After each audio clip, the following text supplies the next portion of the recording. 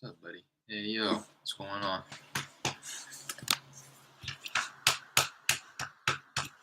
Hmm? Hmm? What's going on, everybody? Derek here, back again.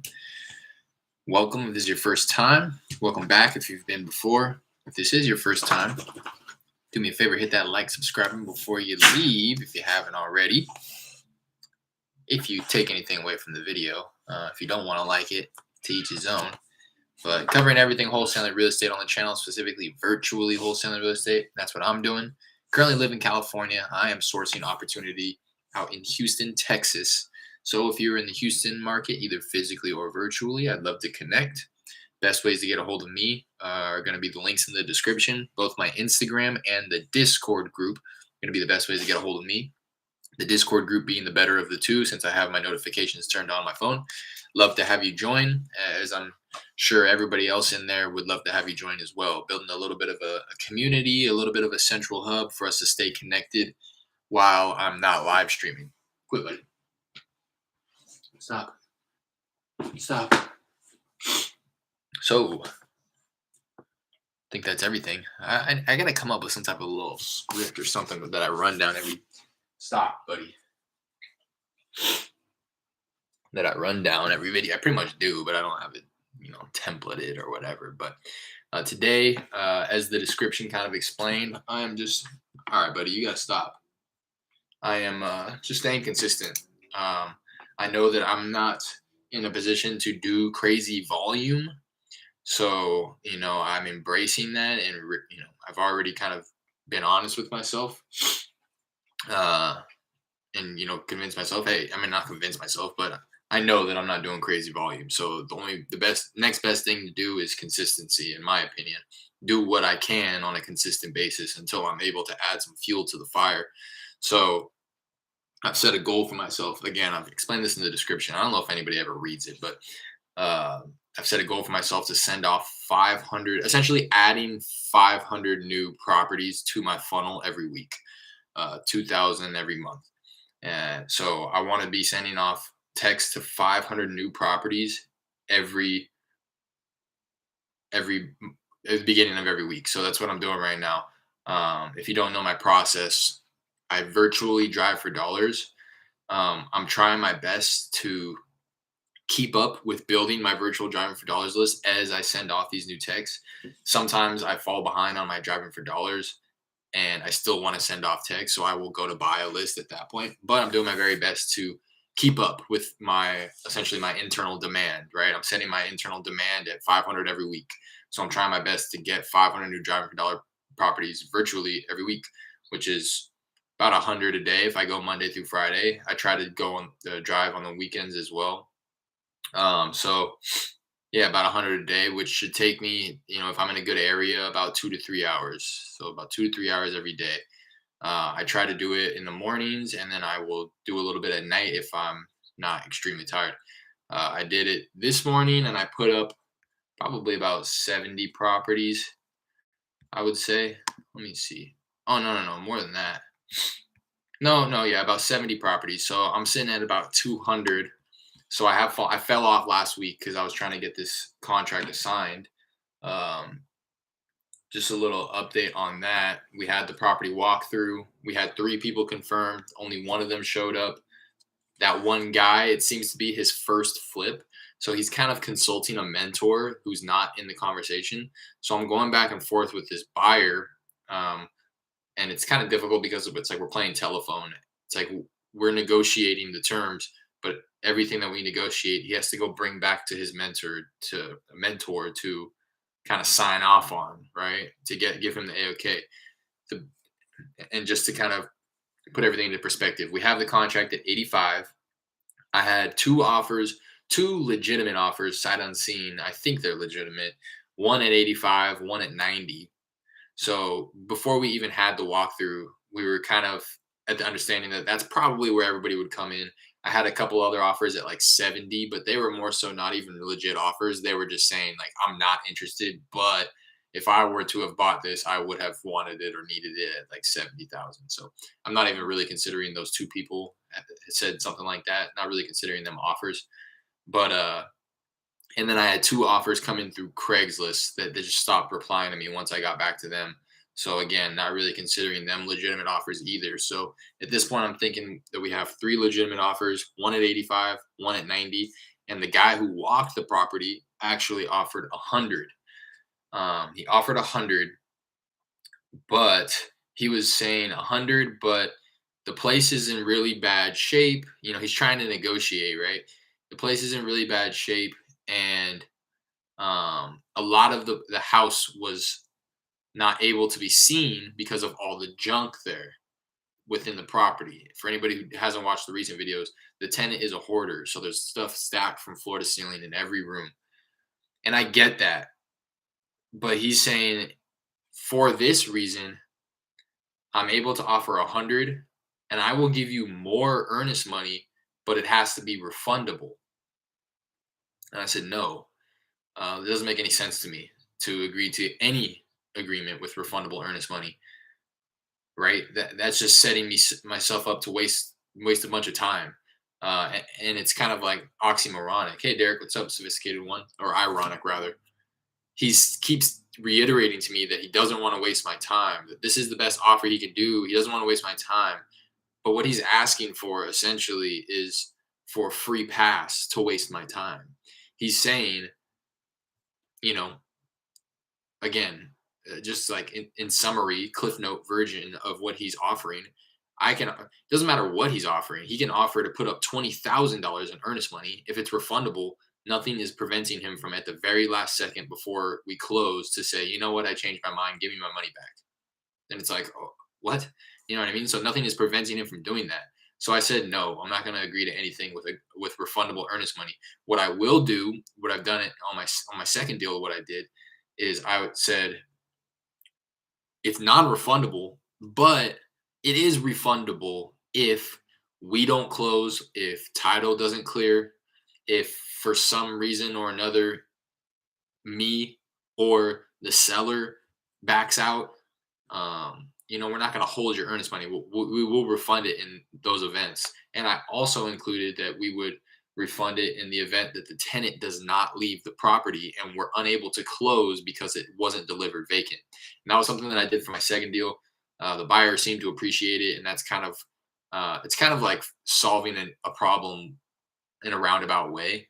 Um, it provides the buyer some assurance and insurance on the earnest money, right? For those three reasons that it'll be refundable. Title doesn't clear, the seller backs out, the tenant still hasn't left the property, and it's the closing date, he will get his money back.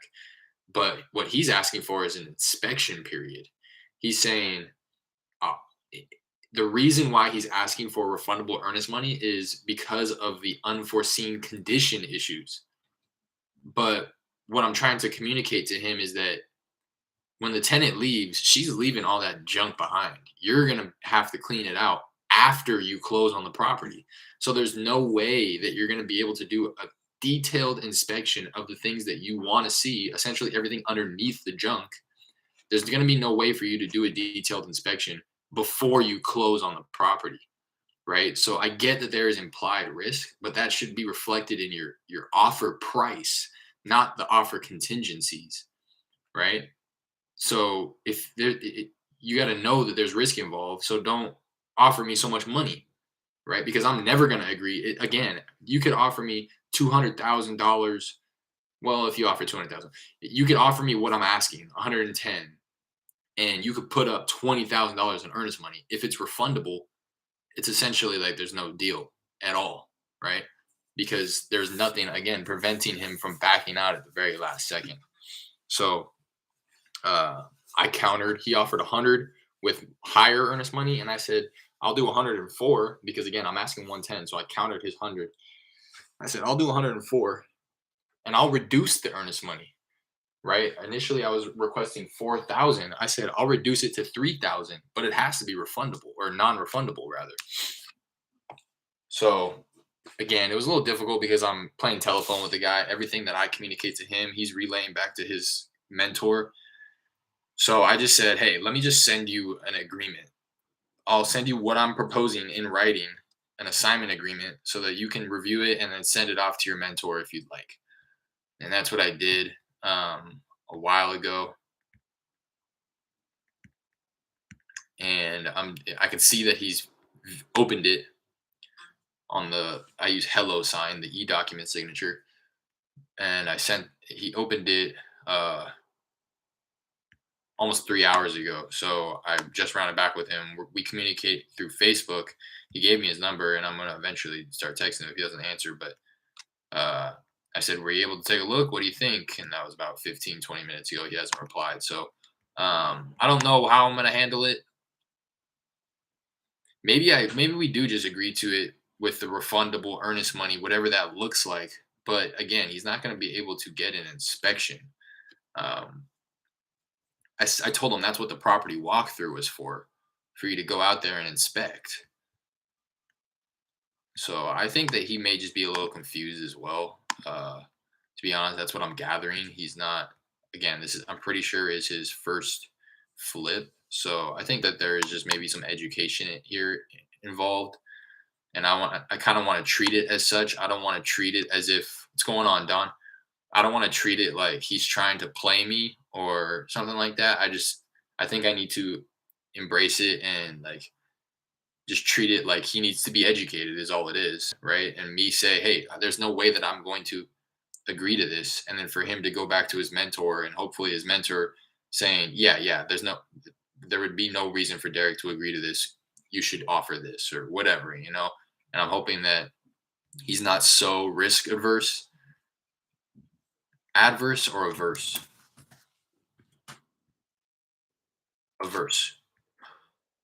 Hopefully he's not so risk averse that he's not willing to like budge a little bit because that's what he was saying. He's like, "This is my first flip, and I just want to make it as risk free as possible." I said, "Yeah, I'll give in some of that. I will include. I've included this language, you know, that the earnest money is refundable in the event that this happen or this happens or this happens.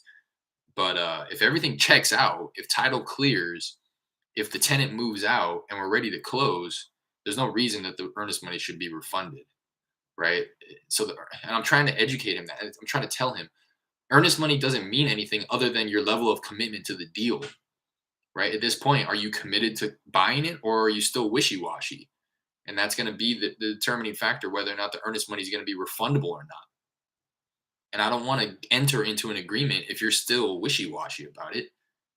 I want to enter into an agreement with somebody who says, "Yeah, I'll put up the earnest money. I want this deal. Lock me in. Zero inspection period." Yeah, it's just like I don't know. Anyways, that's what I just wanted to catch you guys up and kind of go provide a little bit of insight as to the conversation I'm having with that person, and then at one point probably have backup buyers. Yeah, exactly. So I have two other offers, one at 90, one at 85. Um, and then the other thing is we're trying to get a hold of the seller. We were going to. Seems like he's not serious playing games. Yeah, and that's like the unfortunate part about it is I think he is serious. He just doesn't know that he needs to like act serious. I guess is what I'm saying. I don't know how to like phrase that. It's like he wants it, but I don't think he understands the competitive nature of securing a deal, right? And the thing too is that he's $10,000 higher than any other offer I got. So I want to make it work with him, but just not educated. Yeah, I think so. I just think he's not educated, Don. It's his first flip, and he's consulting his mentor. He keeps referencing his mentor, so it's just like not streamlined communication.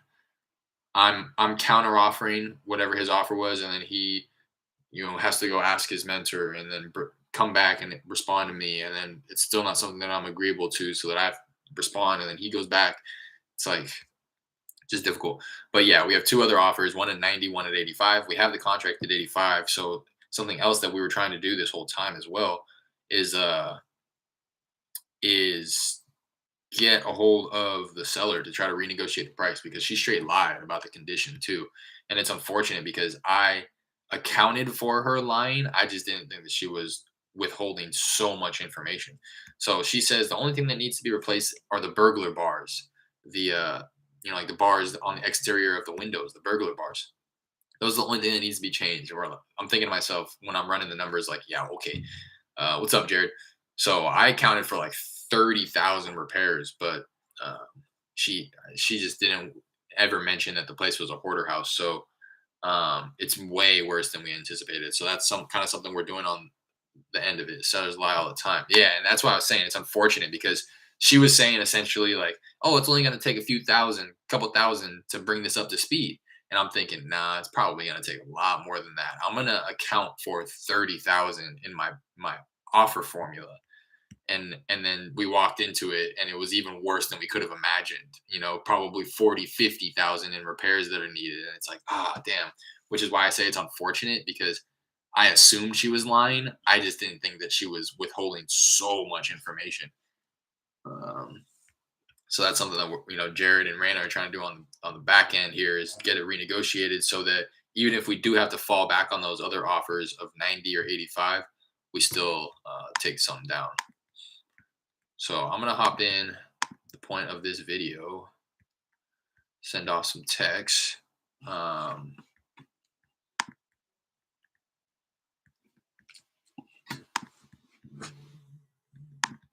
me see how many I have ready to go in the hopper.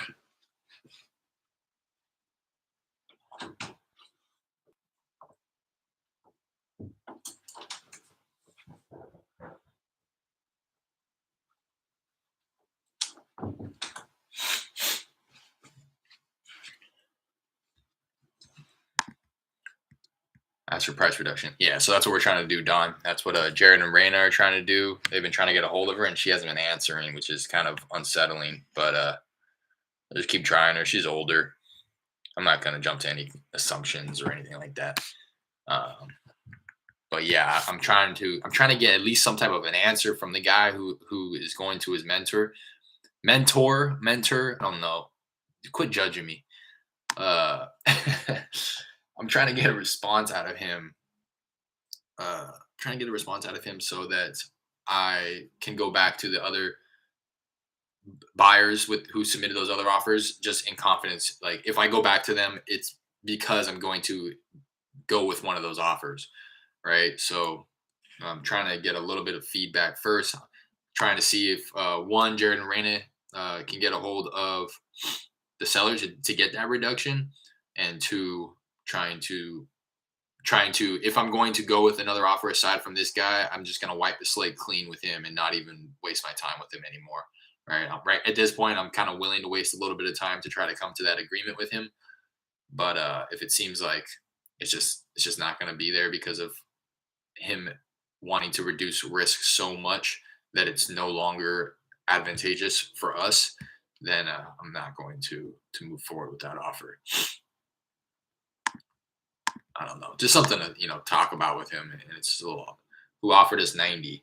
The gentleman who is talking about him having a buyer lined up for 90. When I asked if he was going to, if he's accounting for any type of an assignment fee for himself in that 90,000 offer, I said, "Are you adding your fee on top?"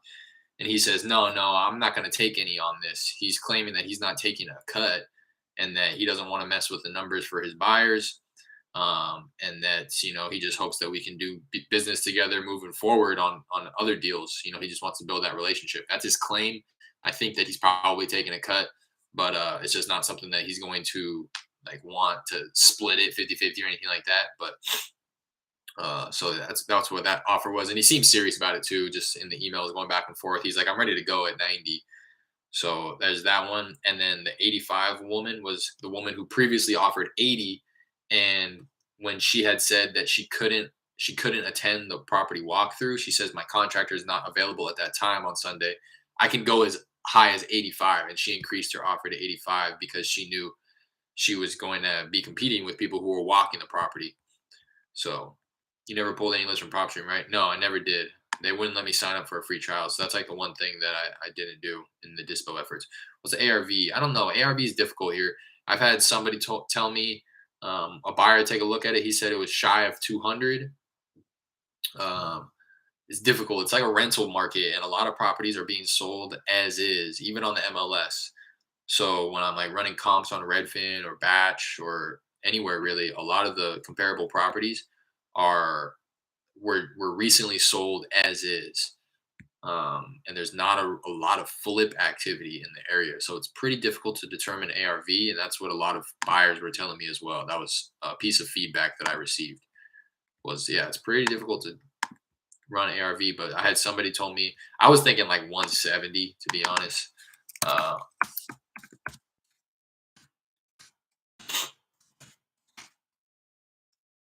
uh, so if somebody could get away with,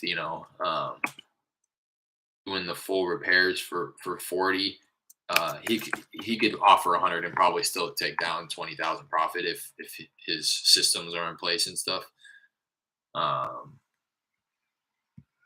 more so if they can push value and get closer to that 200.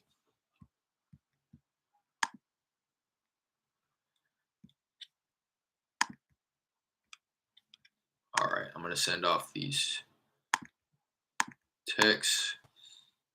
I got 50, 100.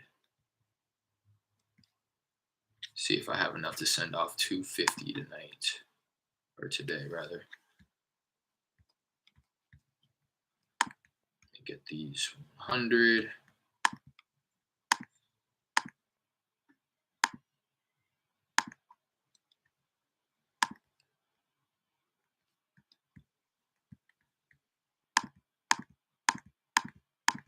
Deselect these people who have already texted or added to the campaign.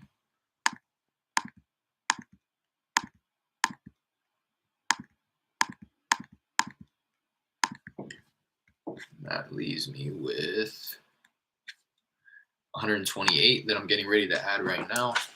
Take note of the day, 228, 22, getting ready to send off 128.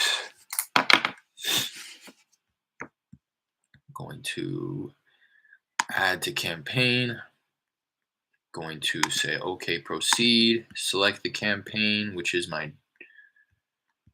general 20-day campaign. I'm going to add in drip mode. I'm going to name this action 128 contact import to general 20-day campaign. Start on right now at 11. Oh no, 1 in my market's time. It is going to be at 12 148, which is in 3 minutes. I'm going to do 8.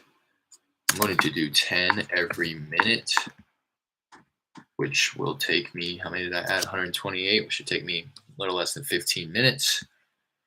Right? Is that math right? 128 divided by 10, 12, 12.8. A little less than 15 minutes. And I'm going to not, okay, this is optional, so that makes sense. I'm not going to do this optional window of time anymore because that messed me up last time. I accidentally cut it off, and then it started just like at 10 a.m. or whenever the system-wide settings says it's okay to text, which is maybe like 8 a.m. or something like that. Whenever I set it up to make it appropriate, it just started the next day and it sent them all off at once, not in drip mode. So it had my numbers flagged as spam, and I had to get brand new numbers. And probably should have gotten new numbers at that point, anyways. But it was kind of a hassle to have to deal with. So I'm not going to give this optional window of time anymore. And I'm going to say 10 every 1 minute, starting in 1 minute. Is that what I said? 47 or 48? Regardless, it's going to start in 1 to 2 minutes. And then I have another 140 to send off, which is perfect. 140 plus 1, 28, 268. I want to send off 250 every Monday and Tuesday, so that's good. And then I'm going to probably do a little bit extra driving for dollars tonight and then get this new list skip traced. I have about 200 drive for dollar properties ready to go. So I may get 250 mobile numbers off of that, because I do send it off to like the first 2 or 3 mobile numbers that come back as the result. So but some of them don't come back with any mobile numbers. So I may be able to get 250 off of just this list, but I'm gonna try to do a little bit more driving for dollars tonight when I get back home and skip tracing and get this all in the system. It's ready to be sent off for a new batch of 250 tomorrow. Uh, you think it would be a good idea to propose to our realtor friend? We can pay her to let us use her MLS stuff, so when we comp deals, we don't have to be asking. I'm not sure of the legalities behind that, or what have you, but yeah, I mean, definitely, if it's something that he or she is willing to do and feels comfortable doing so, yeah. Anyway, because yeah, I was running the comps on that guy's portfolio, Jared, and just realized how different the numbers are when I'm cross referencing HAR and batch leads. Batch leads has almost every single one of the high comps is inflated, but I don't know. Again, I don't know if HAR has it incorrect, if batch leads has it correct. And then when I run the comps on Redfin, typically I'm getting a whole new set of properties, and I don't see any of the properties that I saw in batch. So I'm essentially comping properties or comping the property with a whole new set of comparables. And more often than not, those comps that I'm getting off of Redfin lead me to believe that the ARV is much less than what batch is telling me. So I don't know how to even, I don't know, to be honest. In doing this kind of, in practicing this, comping this guy's portfolio, uh, for those who don't know, Jared's taking a look at a gentleman who has a lot of properties, and I've been comping them and uh, kind of been getting good practice in doing so. And just in doing the repetition on batch leads, it's just like really having me doubt their results, especially of the few times that you have reached out to your realtor and confirmed that the number that it sold for was much less than what batch leads is saying. So I know that a lot of it has probably has to do with the fact that Texas is a non-disclosure state. So I don't know where they're getting the sold data from, but it seems to be fairly inaccurate more often than not.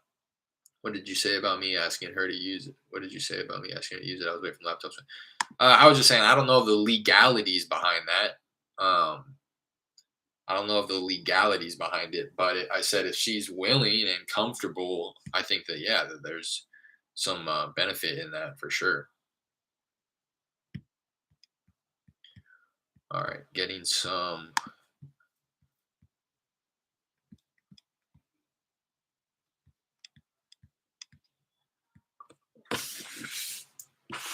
All right,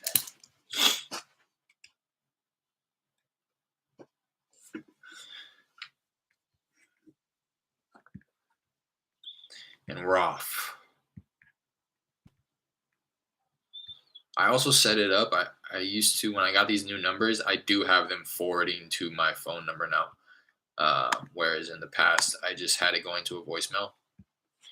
But I'm down to pick up the phone for somebody who's going to call in. I know that 99% of the time it's going to be them telling me to take them off the list and them cursing me out and stuff like that. But I'm down to put up with that if it means one out of every 100 people, the conversation opens up into a deal. And the person who inspired me to do that is RJ Bates. He goes crazy on the texting, and he did the 50 for 50 deals in 50 states in 50 days challenge like a year or two ago at this point. But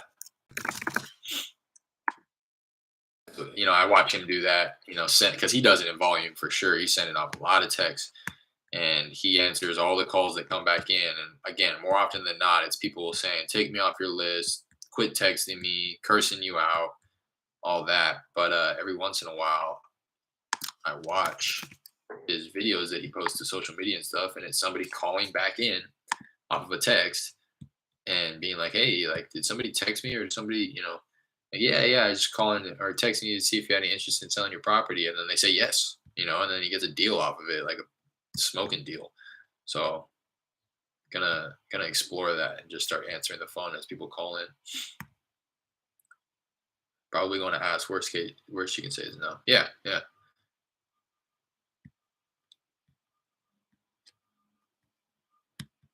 Yeah, because I know, I know that it does cost her money in order to gain MLS access. I'm not sure of the fee associated, but I know that licensed realtors do have to pay like dues essentially to get access to all that stuff. I'm not sure how much, but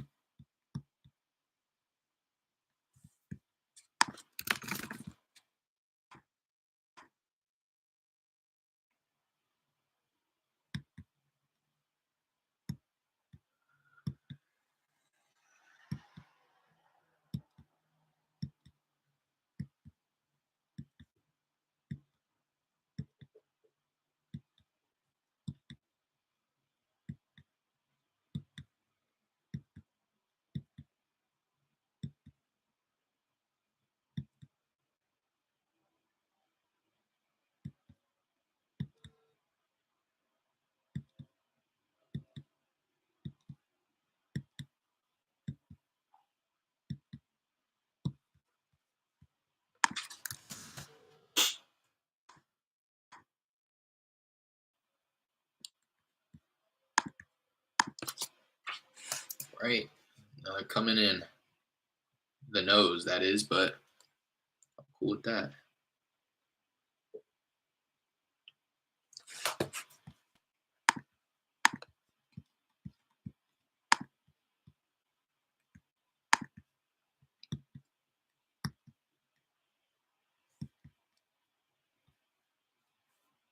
And so this is phone 3. So this is a third mobile number attached to these property addresses. So the likelihood of me getting a like good traction at this point is pretty low. Oh no! See, here goes another one of my it's flagging as spam again. Check out these other ones.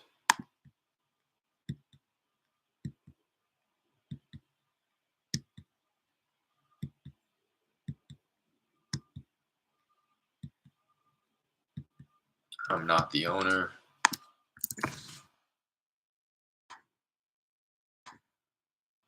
Can I hit them with the template? My apologies. We buy houses all over this. By chance, would you or anybody you know happen to have a property they'd be interested in selling?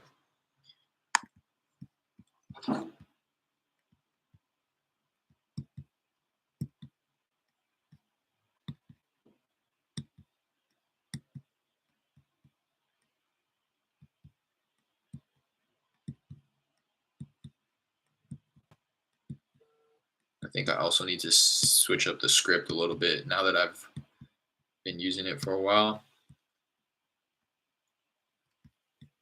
I think it's time to switch it up because that could be the reason why my stuff's getting flagged as spam and not so much the numbers, but the scripts that I'm using. I know people who do this in volume, at scale, are doing, switching their script up, at least tweaking it like every couple days, every week. If not, like I said, if not just to tweak it a little bit, switch out some words for some synonyms or some, anything just to make it sound a little bit different.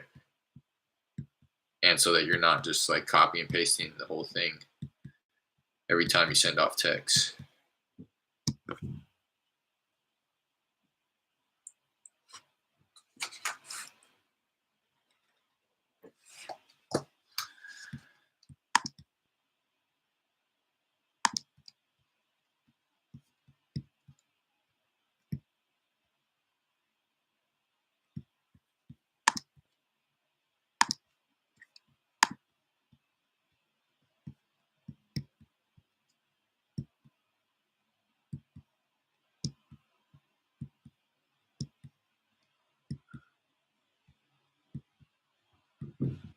Although only one text kicked.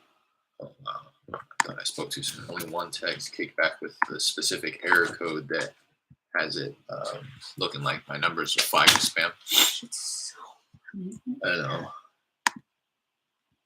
I'm leaving right now. All right.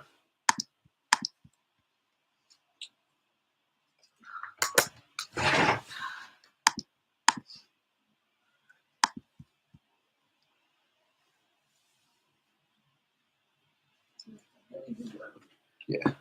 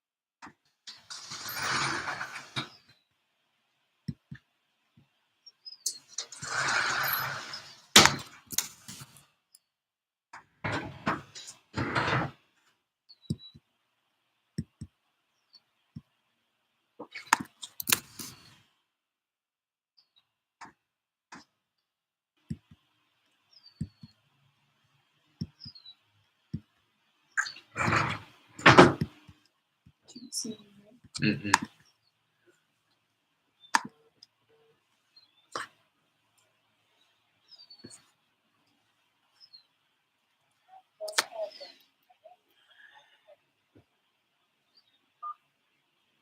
Hello? Yeah. I'm reaching out. I wanted to see if you possibly had any property you'd be interested in selling at the moment. No, okay. May I ask who's calling so that I can mark it down here?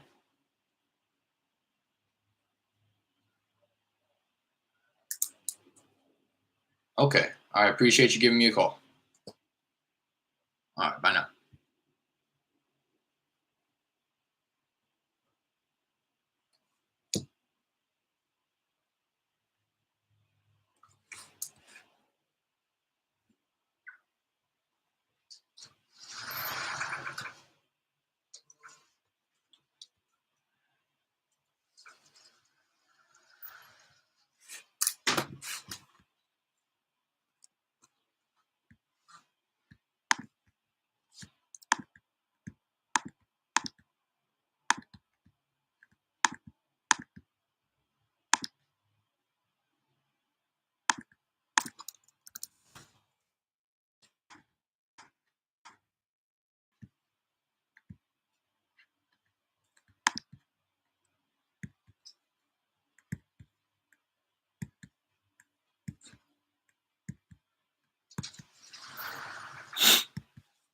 Oh, here he goes.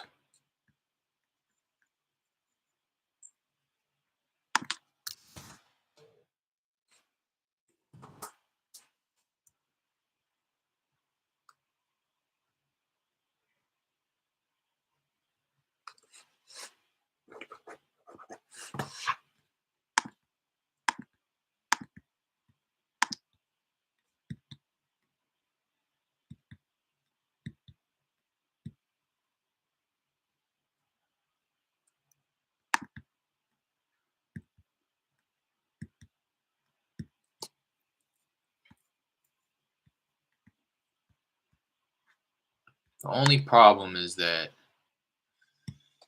when they call and I miss it, like I just did, somebody had called while I was on the phone with that guy. It marks it. It marks it as replied in the system, so it stops texting them. How to reply to calls? I turn that off too.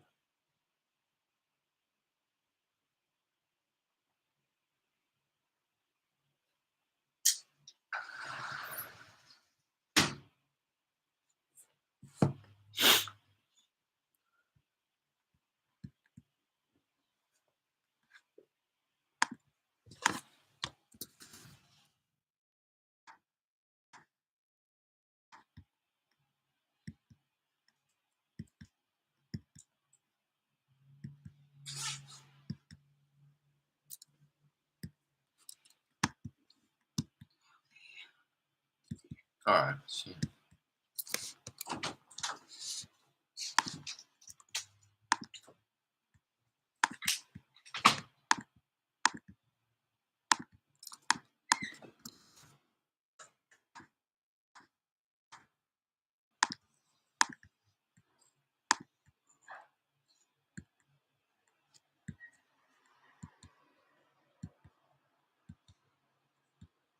Catching up a little bit here.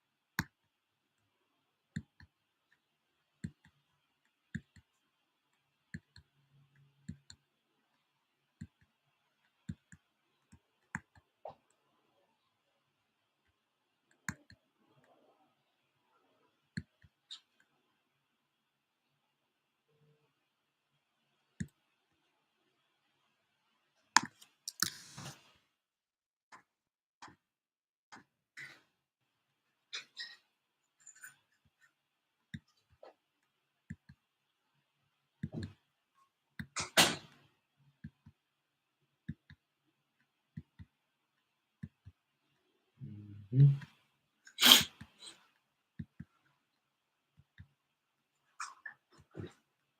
Oh, I'll have my car, so. All right, it's fine.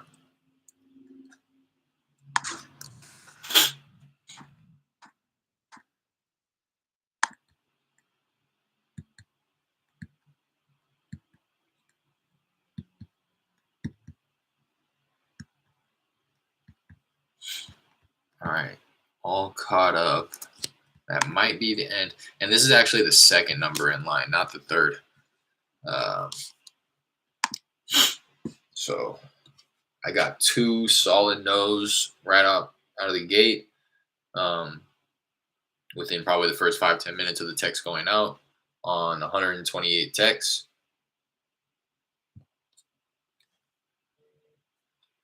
Now that's not my reply rate because a lot of these people are replying, saying just no. And if you follow me, you'll know that I don't really consider that a contact. If they're gonna text me back saying no, it doesn't really mean much to me. I'm gonna bring that number and I'm still gonna cold call it and hit it for a different angle. But if they tell me no, we're not interested in selling this property, then it gives me a little bit more confidence that I am speaking with the homeowner, right? Somebody could text me about some property that I don't own, and I could text them back saying no just to stop the marketing. So I guess it wouldn't still make much sense to call those people, but I'm going to.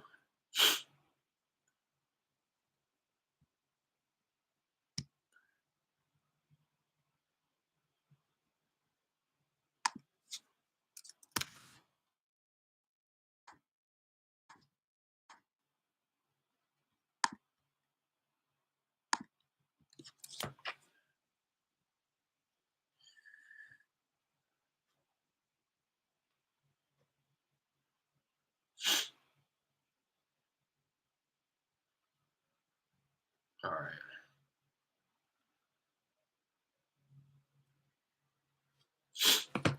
If I don't hear back from the dude, uh,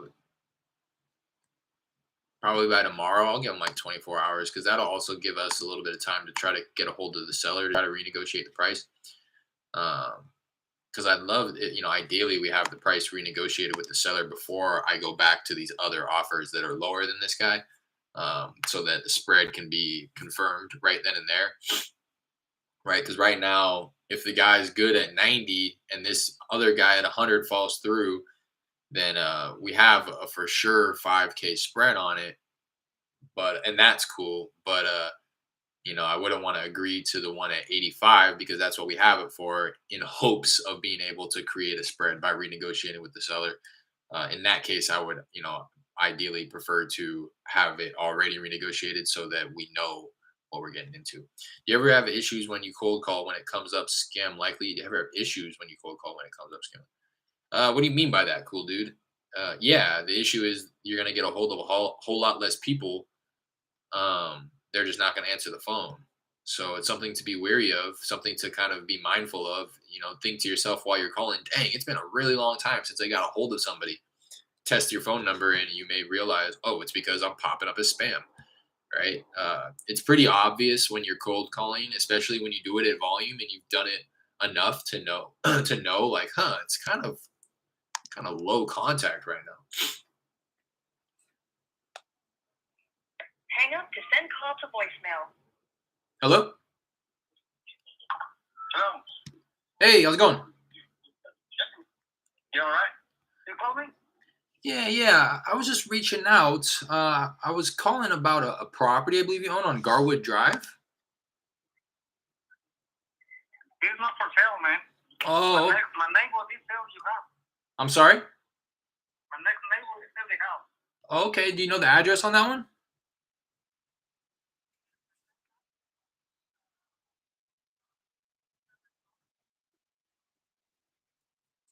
Okay, all right. Thank you. I appreciate that. I'll try to reach out, but I'll be sure to remove you here from the list, and you won't get texted anymore. I appreciate the call back. All right, bye now. Uh, so that is cool. I just realized when they're calling me, and since the number's getting routed through my caller ID that I'm using to text these people, they're essentially calling that same number back, but it's getting routed to my phone.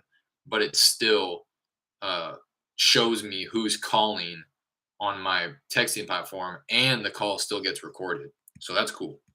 So I was able to see, oh, this guy's calling me. So there's his address right there. So I was actually able to reference the address, uh, as opposed to just kind of saying a blanket statement like, yeah, I was calling to see if you had a property for sale. He told me his neighbor's selling. I'm going to double check to see if it's on market or not. Feel like it would be if he knows that it's wanting to sell.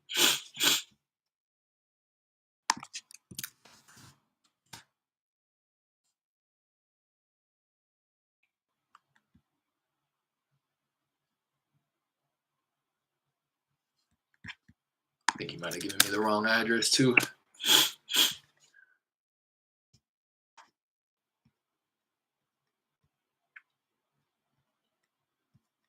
No, it's off market if this is the one he's talking about.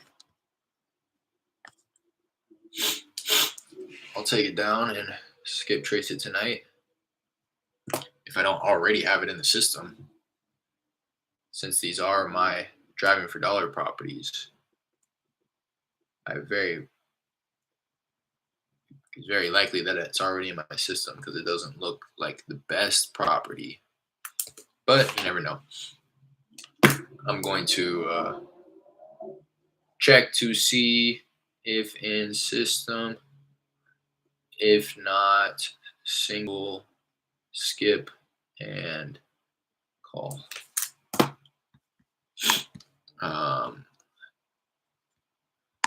No, thank you.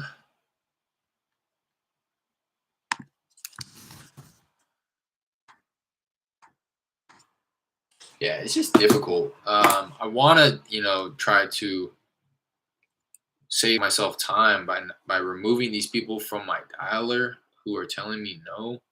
But it's hard for me to do that in confidence, knowing that it may not even be the right person. But again, now that I say it out loud, I guess I should be removing those people anyways. If they're going to tell me no to any degree, then the likelihood of me calling them and connecting with them and them saying, yeah, I'm actually interested, even though I texted you, 2 days ago saying that I wasn't, probably pretty unlikely. All right, I'm going to get this new batch of people in. Now that that first round is done, and now I'm going to come in. Let me make sure that everybody was texted off this list, which they were. So I'm going to delete this smart list. Come over here, 140. Let me make sure nobody was texted on this list. They were not. I'm going to select all 140 records.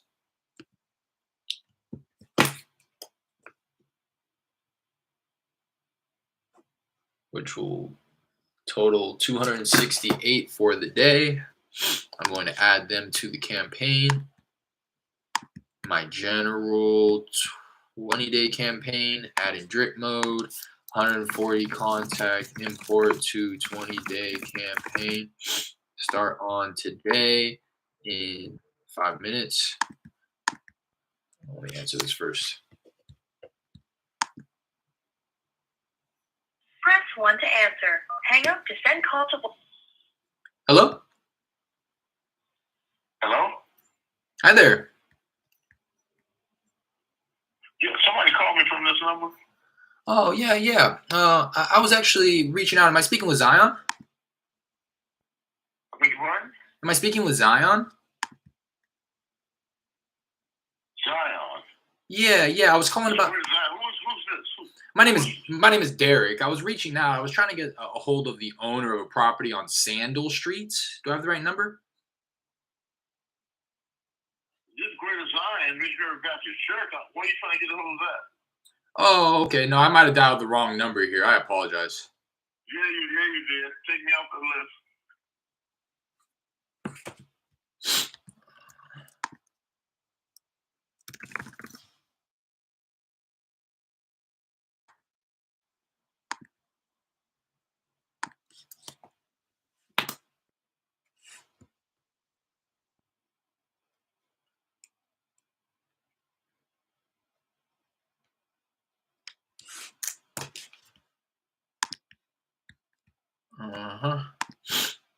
Again, that's what it's going to be probably 99% of the time, and I know that, but I just want to do what I can, I just don't want to cut corners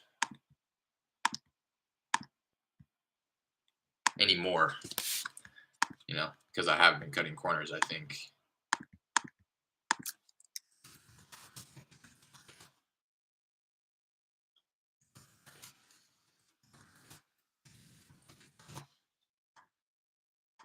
Send these texts off in 3 minutes. 10 every minute. Sending 140, so it should take about 15 minutes.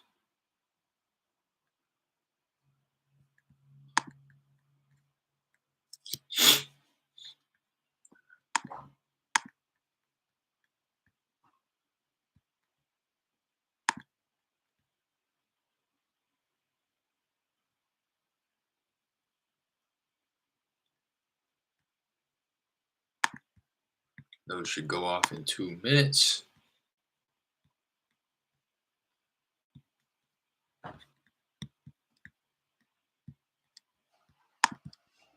All right. He's texting me back on Facebook, that buyer. So keep your fingers crossed. Hopefully he's like, yeah, you know what? It looks good. My mentor checked it out. He's all good to go. Let's do it. I'll sign it, send it through. Let's get this thing closed.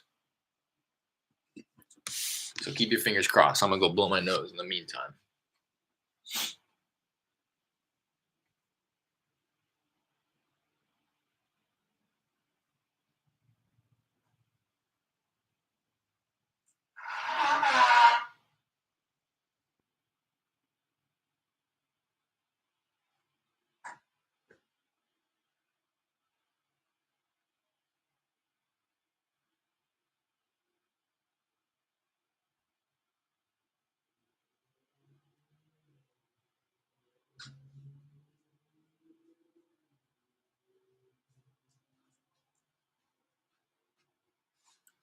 Oof. I know you can see your boy's been hitting them push-ups too.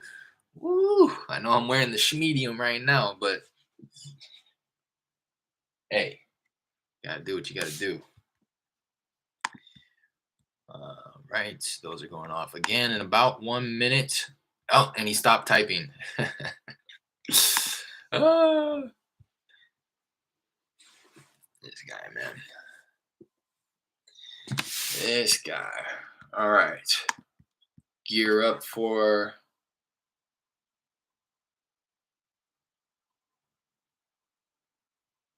I feel like I don't even get this many callbacks on when I'm dialing.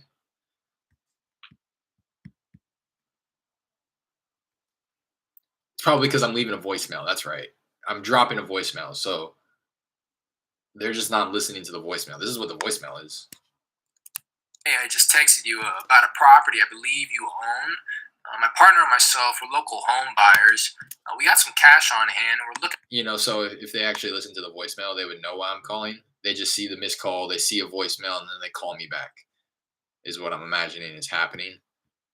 And then they call and ask, "Why did I got a call here? Did you call me?"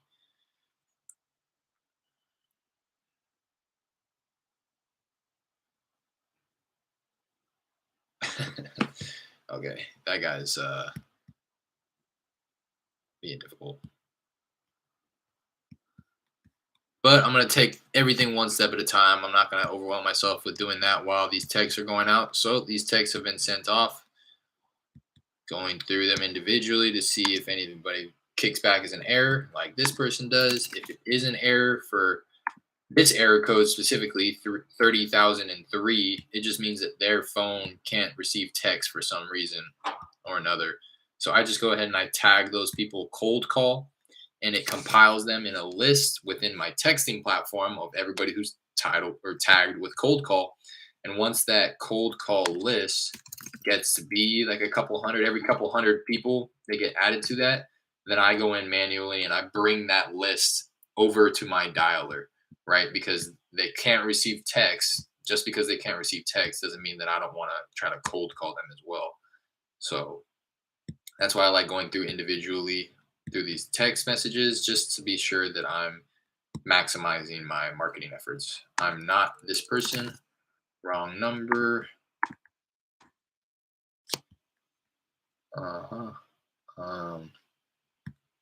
This person, wrong number.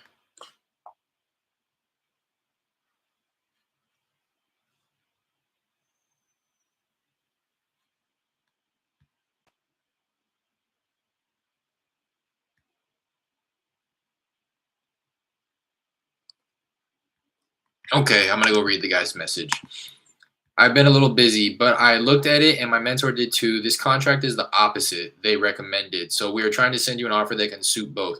We understand that is not the same negotiation with a seller or realtor as with a wholesaler.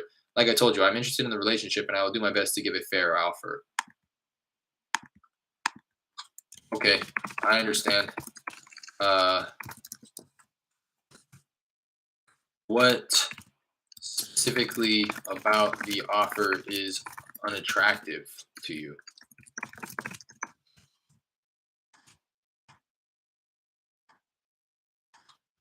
Out of curiosity, what specifically about the offer is unattractive to you? Don't really get it.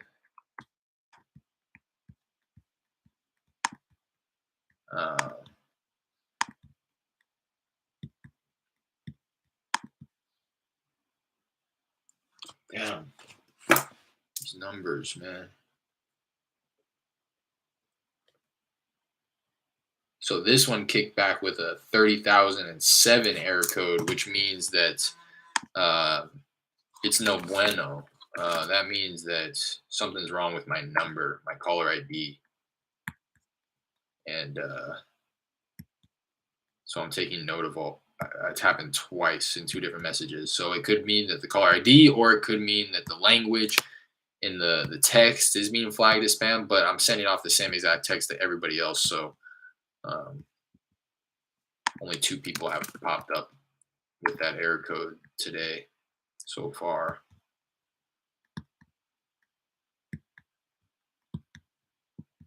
But that's like the no. You don't want to see the 30,007 error code Twilio. That means when sending SMS. If a message you sent is not delivered to the end device and returns this error code, this means that your message was filtered or blocked by Twilio or by the carrier.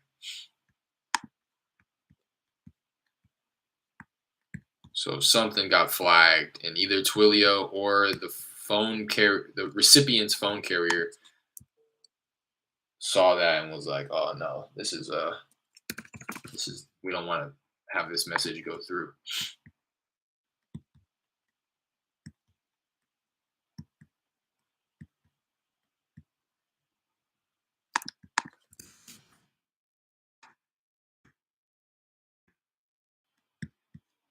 But I'm just gonna double check once these texts get sent off. Maybe both of these people got texted by the same caller ID, and if that's the case, then I can just swap out the caller ID, and hopefully that solves it.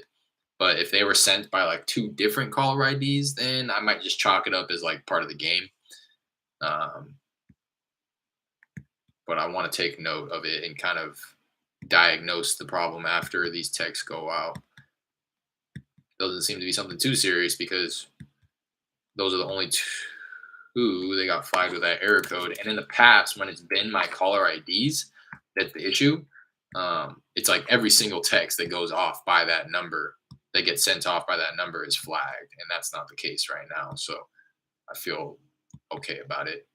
I'm not like stressed, but I was stressed the other day because that's what happened. All of the texts got sent off at the same time, and all of them got flagged.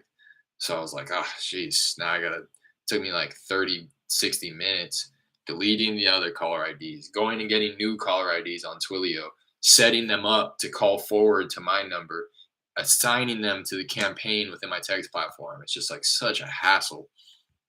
That's the type of stuff that I can't wait to kind of outsource in the future.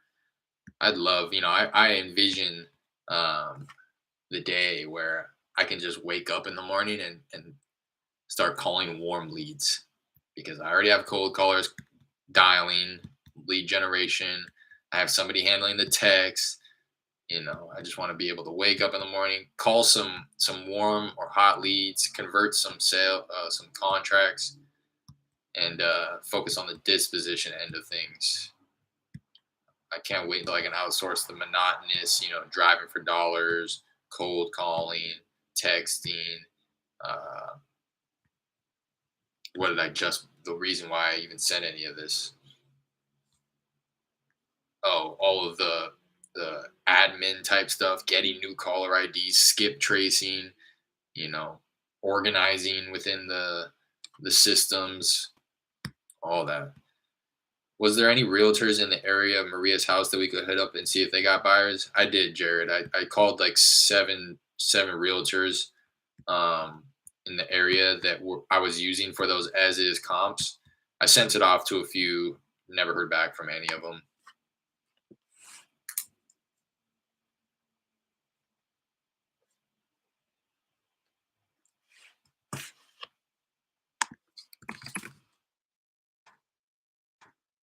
Was that Jorge? Yeah, that was Jorge, who had said that it's like the opposite of what. Again, it's really difficult. He's like a pawn in this whole grand scheme of things. Like, I might as well just be talking to his mentor.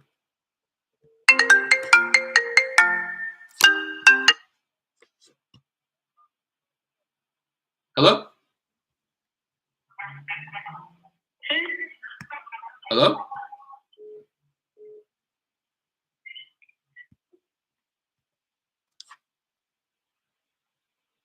Want to answer. Hang up to send call to voice.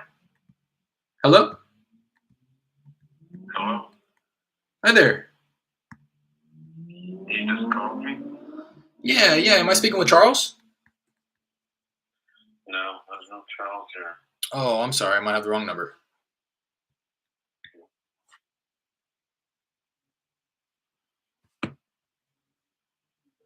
Gosh, I'm getting blown up. Probably by one person, I bet.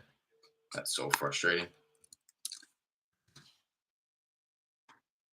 Blowing me up just to be annoying.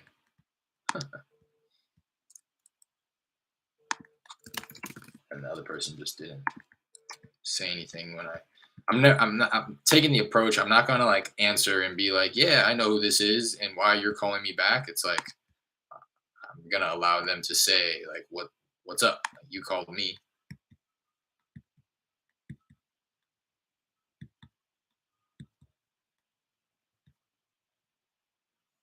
I'm trying my best to address them by their name when they do call in so that it doesn't seem as if I'm just texting thousands of people at the same time, but I can't find them automatically.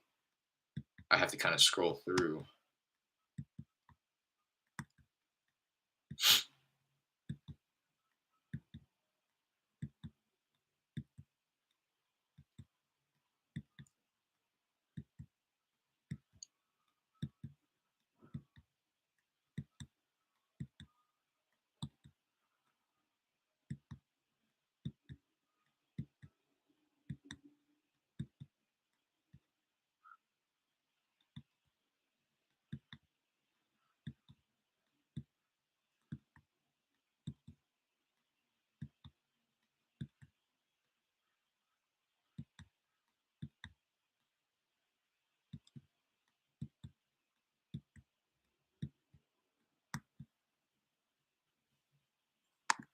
Damn.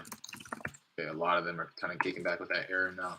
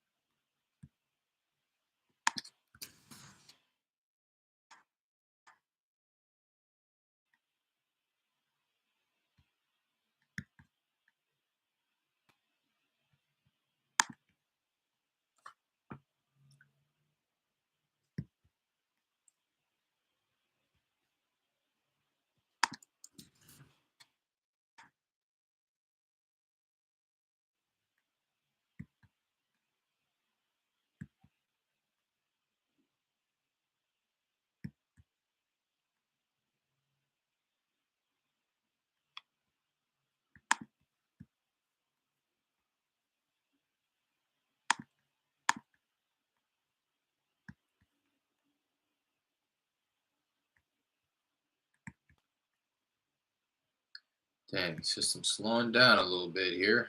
My internet's been really funky the past couple weeks. Pretty frustrating, to be honest. We pay so much for it. You think it should be automatic. I heard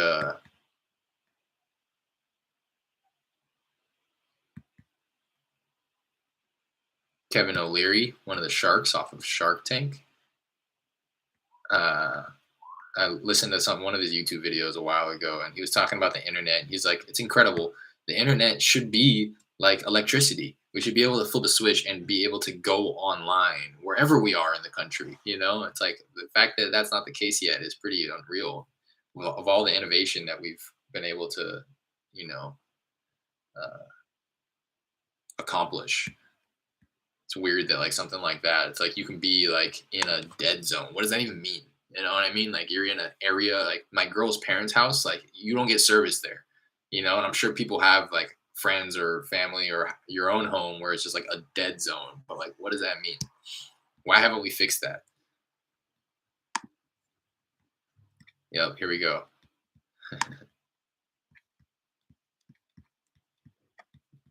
Jesus Christ.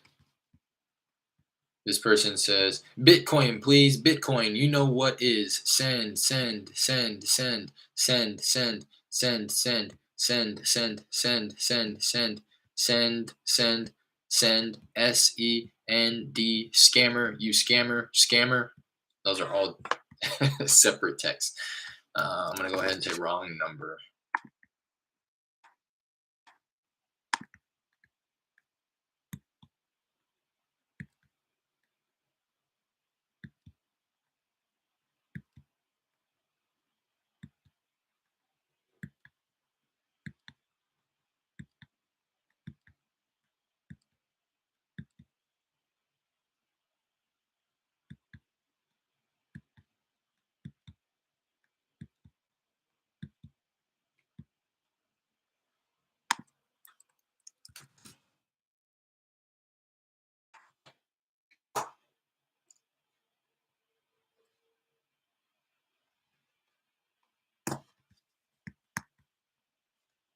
All right, a lot of these are kicking back with errors now.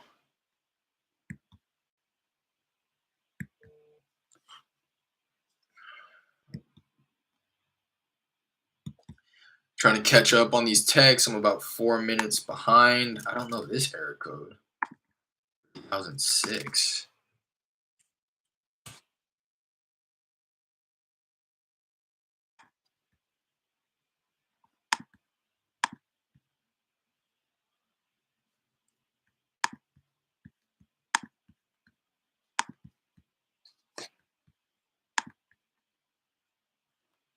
Oh, come on.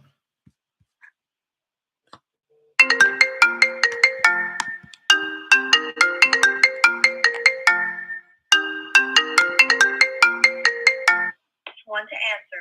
Hang up to send call to. Hello? Hello? Yes, hello. I had a missed call. Yeah. I was reaching out. I was looking to get a hold of the owner of a property on Smilax Street. Do I have the right number here? Oh, no, this is the wrong number. Oh, I'm sorry about that. Okay, thank you. Bye now.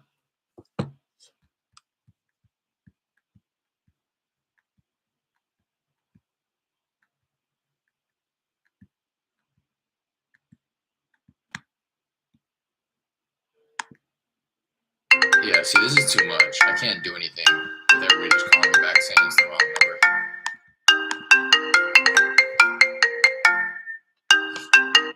One to answer. Hang up to send call to. Hello?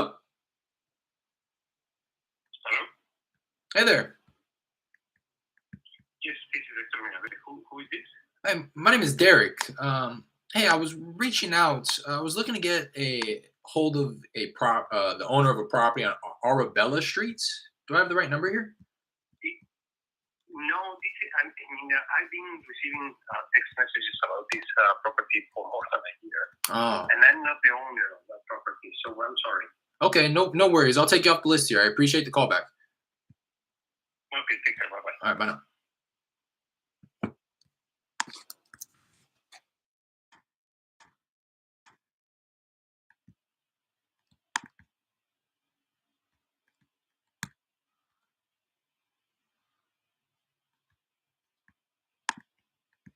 $30,006 landline or unreachable carrier. Okay, so that was just a landline that accidentally got added to the list.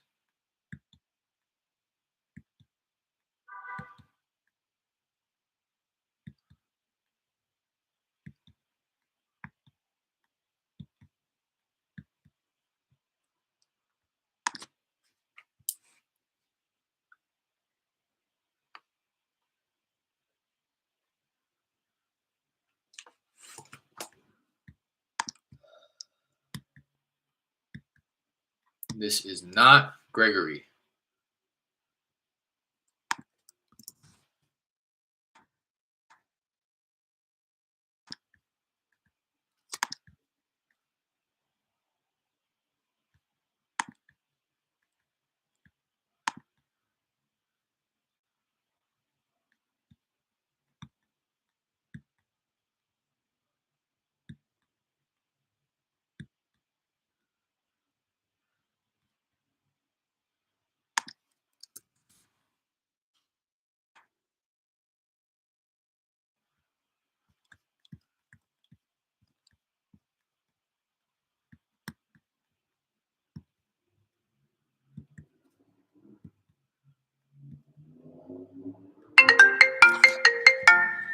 You know what I mean? It's just like, I'll do it for a little bit just to see if I get anybody interested, but it's a little much. Hello?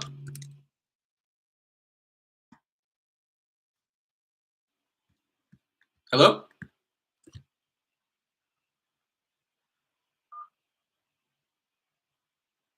Hello?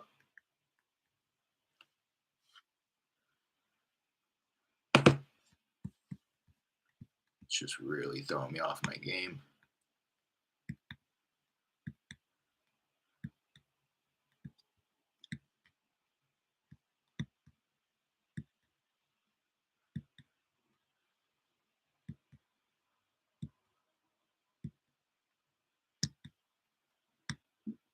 but it's all good. It's all good.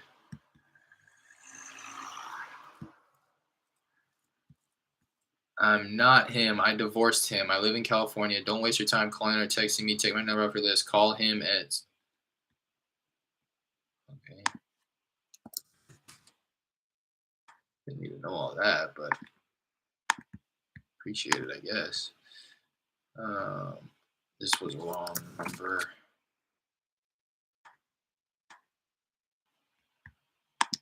Please stop calling this number. I'm not that person.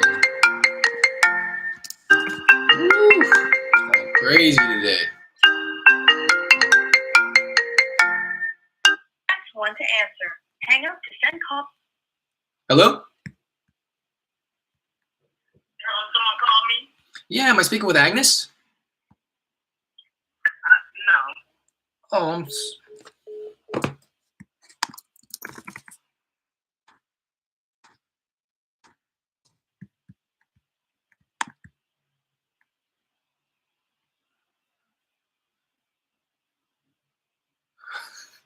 please stop calling this number. I'm not Adolphus. I don't know Adolphus. I never want to meet anyone named Adolphus. Kind of feel that.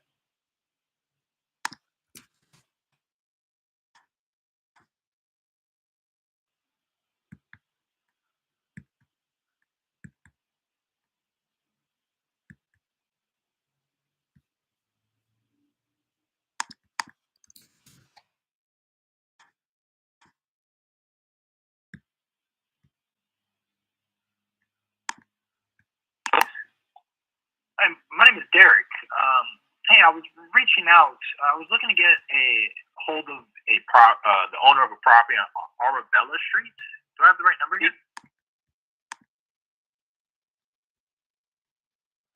Quickly re-listening to figure out how I should be tagging that. Whether it was not interested or wrong number.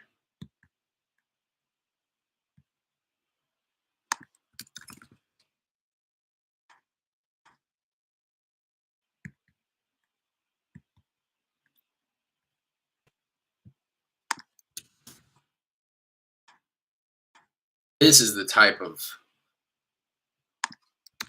volume I'm wanting to do. I'm trying to 10x. I've been listening to the Grant Cardone. He says, if you know what day of the week it is, you're not working hard enough. If you haven't lost track of time, if you missed lunch or dinner because you were just so overly consumed with the productivity that you were putting out, if that's not happening, you're not working hard enough. And I was like, shit. I feel that.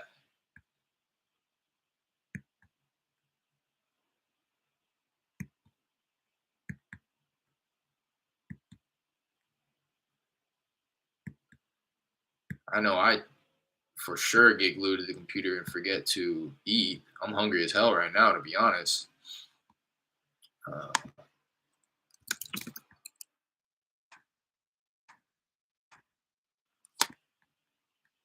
So anybody who calls and I miss their call, I'm just going to go ahead and push them to my dialer as well, because it stops the marketing to them. So they're not going to get any more texts. Like I said, when they call, it considers it as a quote unquote reply. So once they reply, they get removed from future texts within the campaign. All right, boom, all caught up. Off those efforts, I got 1, 2, 3, 4, 5, 6 solid no's of people who, it was pretty clear to me that they were the property owners and that they were not interested, off of 268 texts, which is about, 3%. But again, I got a whole lot more stops, unsubscribe. This isn't that person, wrong number. I got a lot of those. I had 1, 2, 3, 4, 5, 6 of these people kick back with an error code that is the no error code, and I had a lot of people.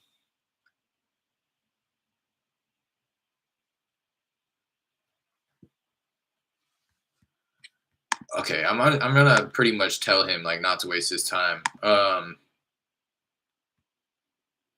I said, out of curiosity, what specifically about the offer is unattractive to you? He says the earnest money, the fact that the contract's not assignable, and other contingencies that we use. And in this contract, we don't have them. I'm going to say, okay, feel free to send over a proposed agreement, but we are more than likely going to go with another buyer, to be quite honest. If those contingencies are needed for you to move forward. Again, it doesn't make sense for us to agree to refundable earnest money because we're just setting ourselves up to have our time wasted. Nothing would prevent you from backing out at the very last minute.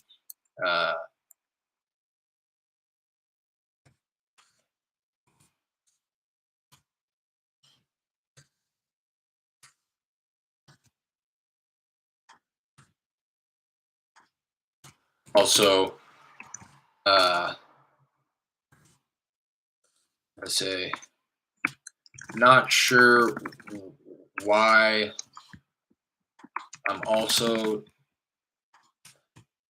not quite sure why you need it to be assignable.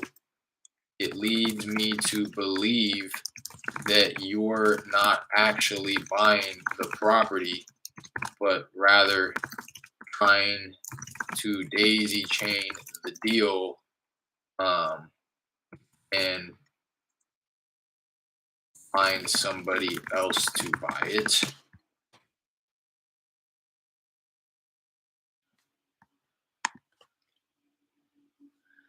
Hopefully you understand where I'm coming from with those two things specifically. I want to make this work, but not at I do want to make this work, but you have to be willing to meet me in the middle.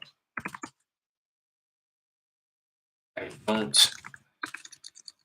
find it hard to believe that you will be able to buy any properties with these type of demands.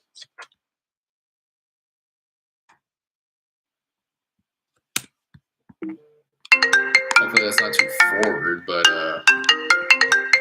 it's the real.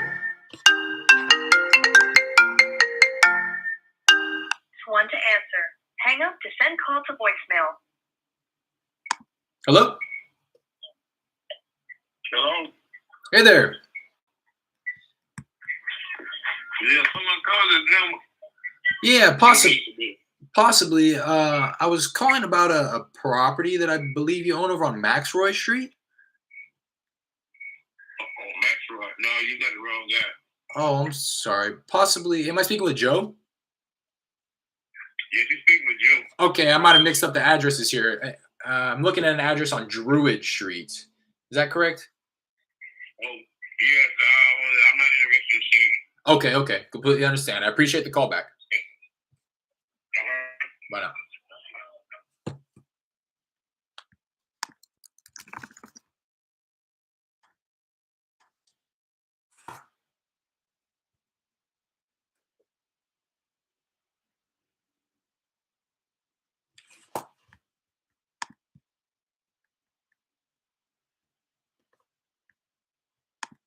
Hi, you've reached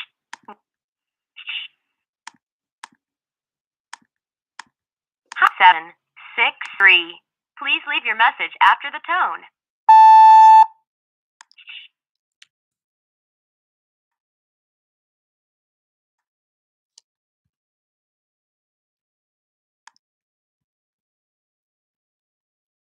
Oh yeah, Grant Cardone's fire is the reason I want to get into apartments. Yeah, yeah, he does that big time. So he wants to daisy chain it.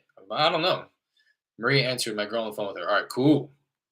Let me know how that goes. Yeah, I don't know what his intentions are, but like I said, hopefully I wasn't too forward about that. But it's like it doesn't make sense for me to agree to any of that. You're wanting your cake and wanting to eat it too with all of that. Yeah, we're gonna need it at the price we wanted it. We're gonna make the earnest money refundable, so there's really no level of commitment here. Um, and I need to be able to assign it to somebody. It's like, what? Whoa, whoa, whoa! What's going on, man? Like, why? What's the deal? No, I told you that I'm waiting for my company. It is just that.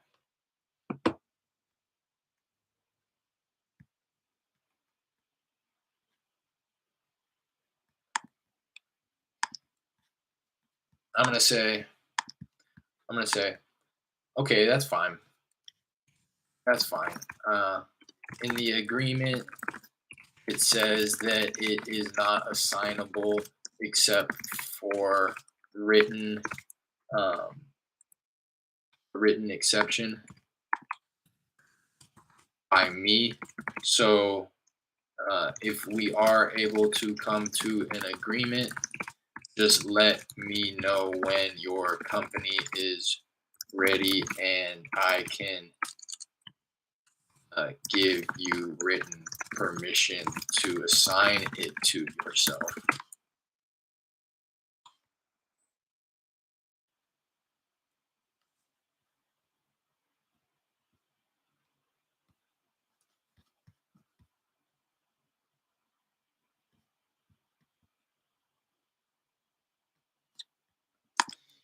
So, should I be expecting a proposal in through email?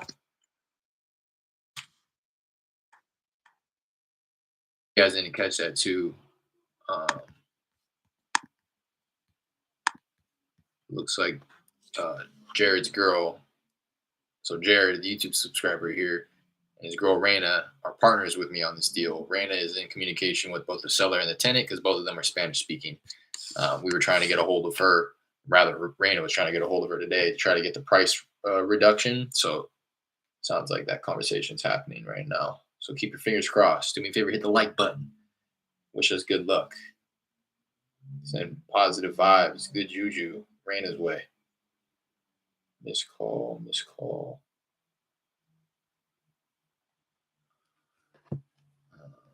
Jorge weird as hell, man. I don't.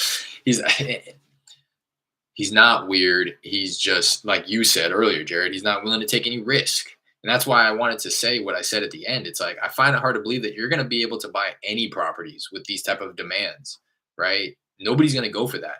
Nobody's going to go for refundable earnest money. He might as well be going after on market properties. That's where he's going to be able to get that stuff. His inspection contingencies, all of that. That's on market type stuff. And he even mentioned that he was like, I know that it's different. What did he say? He said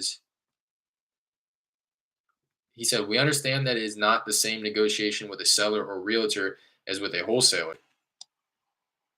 Yeah, exactly. If you want it, you want it. If you don't, you don't. You can't be like, well, I'm not going to tell him what he can and can't do, but I'm not going to go for that. I'm not going to go for a legitimate inspection period. That was, like I said, that's what the walkthrough is for. You brought your contractor, you walked the property, you checked it out, you gave an offer. That offer shouldn't come attached with some type of an official inspection contingency. Just have it reflect in your price. I've been saying that. Don't offer me 100 if you think that there's going to be something unforeseen underneath all this junk, because I'm not going to give you an inspection period. So if you want to reduce your offer and bring it down to 90, 95, since there's implied risk, that's fine. But you should be doing that on your own accord. I shouldn't be having to tell you, no, I'm not going to give you an inspection period. And then you feel bad about. He said, okay, I'm asking you a question, man.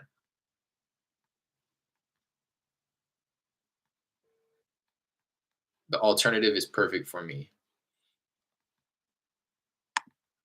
he's replying to me saying that. So it says that it's not assignable. What he's trying to claim is that I asked because I sent him over a proposed agreement, and I was filling it out, and I said, "Are you going to take title to this in your personal name or a company name so I can put it on the agreement?"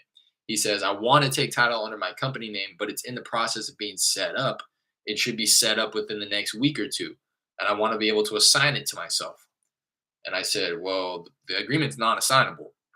But and now I said in the agreement it says that it's not assignable except if it's expressly put in writing by the assignor, which is me in this case. So if I put it in writing that it's okay for you to assign it, then it'll be okay and it's documented and stuff. But yeah, it's not assignable if I'm not gonna give you the approval for it. So I called him out for wanting to daisy chain it, and he was like, "No, no, no, it's just because my company's not set up yet." So I said, "Okay, um, I'm gonna if we come to an agreement, let's put it in your personal name, and then just come to me and say, hey, this is the because I could really care less if he's daisy chaining it as long as I know that the end buyer is actually official and going to it's like and he's making it hard for me to like be confident in that because I'm not even confident that he'll be able to close on it with all this mumbo jumbo that he has going. Uh,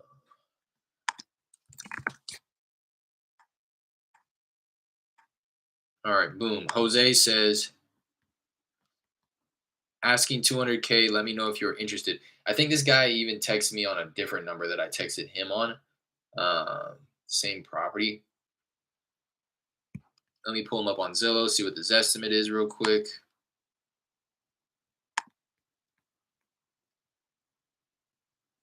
Yeah, this is the same property. I think it's just a piece of land, and at that rate, even if there is a house on it, it should be torn down based on the looks of it. But based on what Zillow's saying, usually when they don't have beds or baths, and it's just it does, and it's just like the assessed value. Typically, it's property was there, but it was torn down, and now it's just a vacant lot.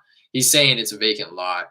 He's saying when I texted him the other day, I said house and he was saying house and lot for 200,000. The assessed value on this property is like 80,000. It just doesn't make sense. It would be a land play regardless, but I would only be able to offer him probably like 60,000, not even close to 100 for it. So I'm just gonna go ahead and tag him. Not interested. Asking price.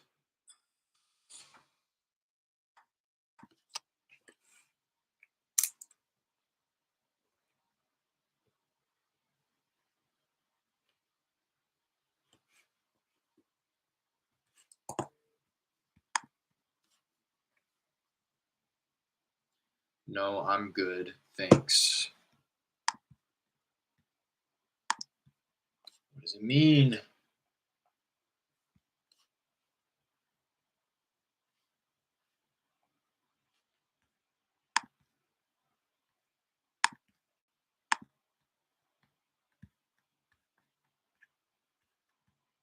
I didn't say it. Not interested.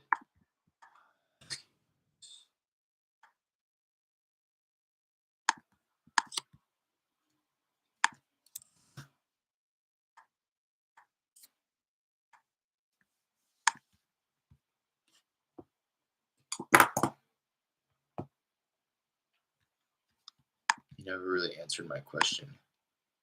Oh, yes, I should be expecting a proposal through email. Perfect. All right. You know when I should expect to receive that.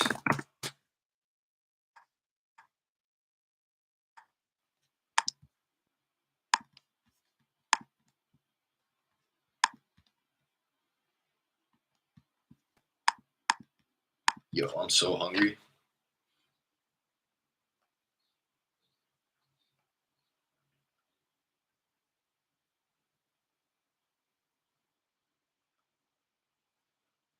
Did the thing.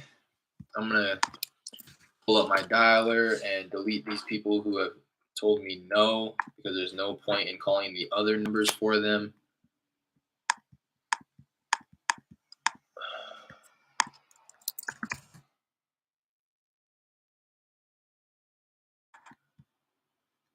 Mark them not interested and toggle them not ready within call tools. That's what I'm doing. It just removes them from the campaign.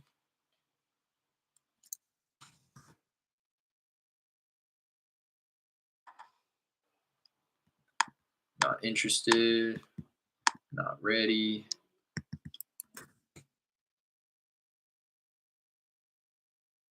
Yeesh.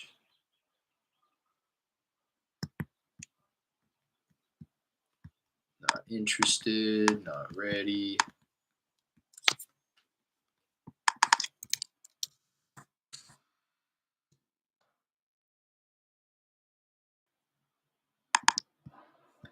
Not interested, not ready.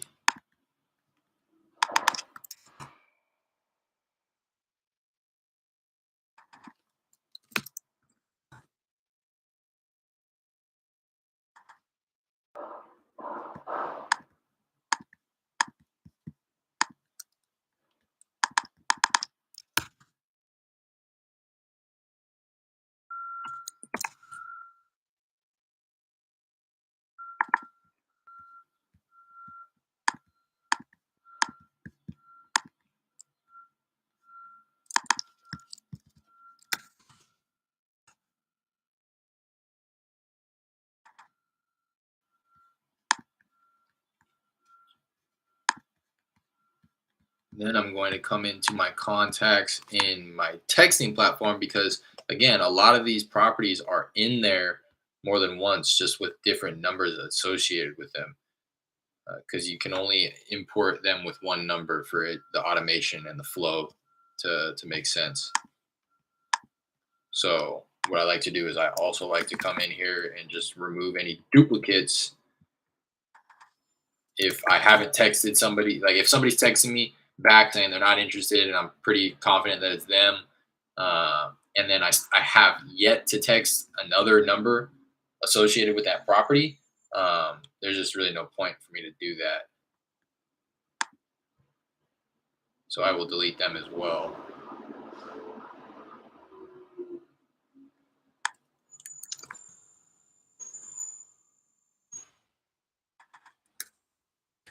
Sorry for the noise, trash trucks in the back here.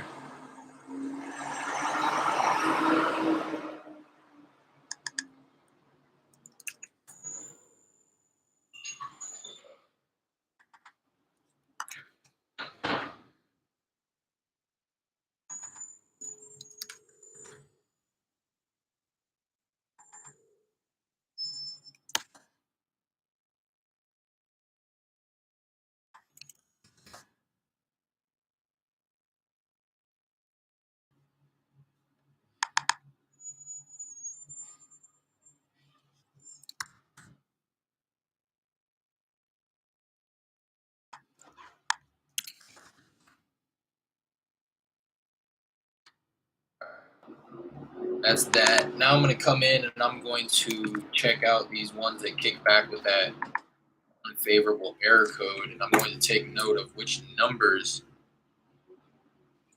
to see if there's any type of a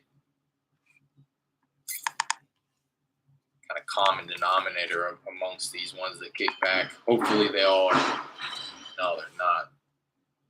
I was going to say hopefully they all were being texted off of the same number, and I could have just switched the number out, but doesn't seem to be the case.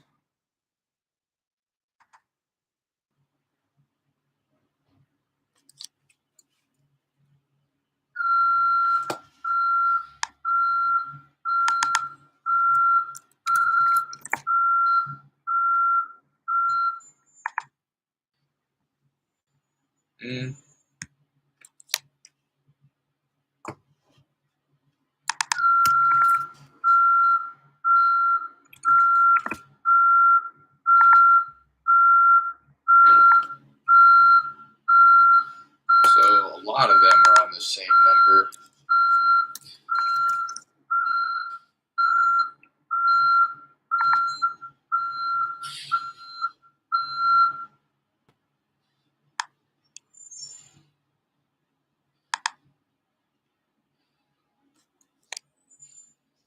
no.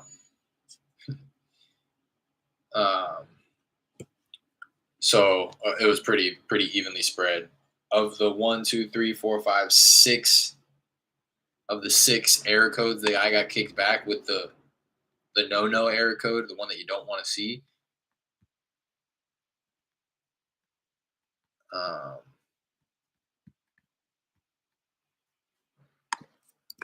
I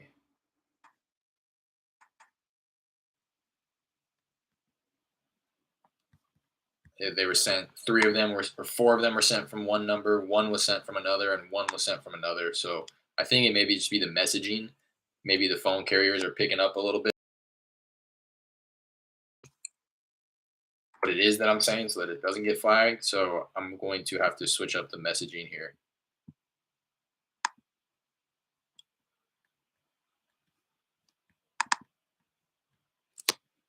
But now I'm coming in and this one isn't even flagged anymore.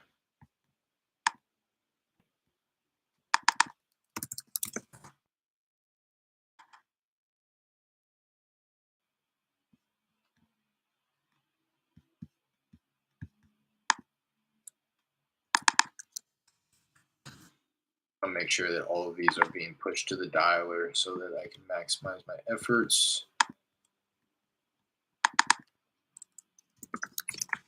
I can't text them, so I want to at least give them a call.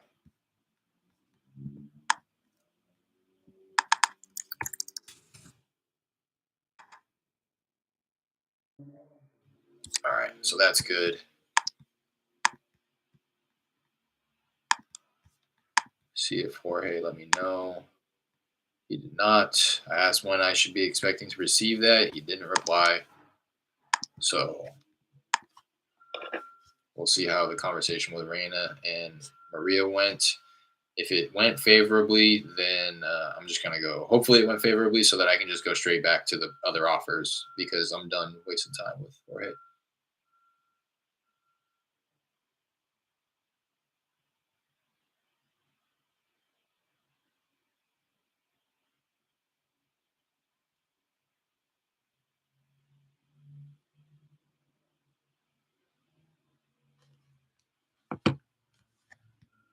You dig? Because he is. He's super weird, man. I'm not trying to deal with all these emotions. Unreasonable people.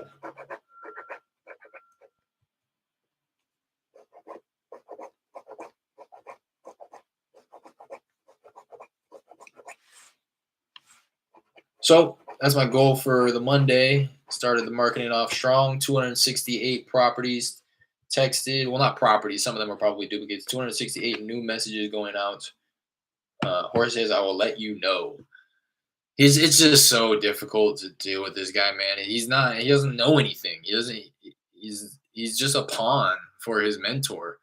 Uh, he's like telling me whatever they tell him to tell me, and so like I'm not even truly negotiating with him. It's really difficult because like I'm trying to reason with him, but there is no reasoning with him because he's not the person. He's he's not the guy. So like I can't like negotiate with reason or with any tactic really. There's no negotiation happening. I'm saying this is what I can do, and he brings it to his mentor, and his mentor says, "No, this is what we can do," and then he brings it back to me, and I'm trying to be like, "Look, my guy, like you're never gonna be able to buy a property this way." Like I'm trying my best to work with you here, but you're not really working with me. Um, if it seems like unrealistic with whatever he offers, then I'm going to ask if I can just speak with his mentor because this isn't working out. It's taking me hours to get a response. It's taking me hours to get a rebuttal or a counter offer to what it is that I'm offering. So, like, just let me talk to the guy. Like, who's the guy? I need to talk to him.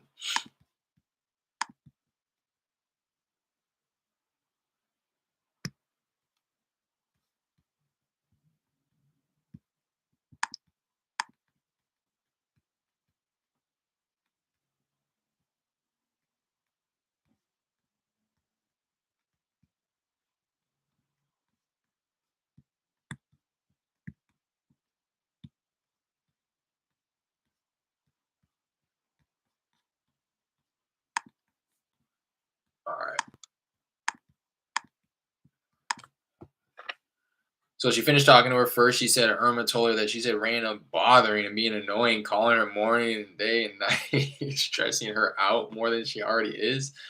Jesus.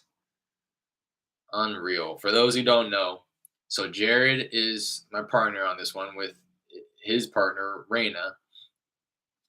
Raina is the one communicating with both the tenant, which is Irma, and Maria, which is the seller.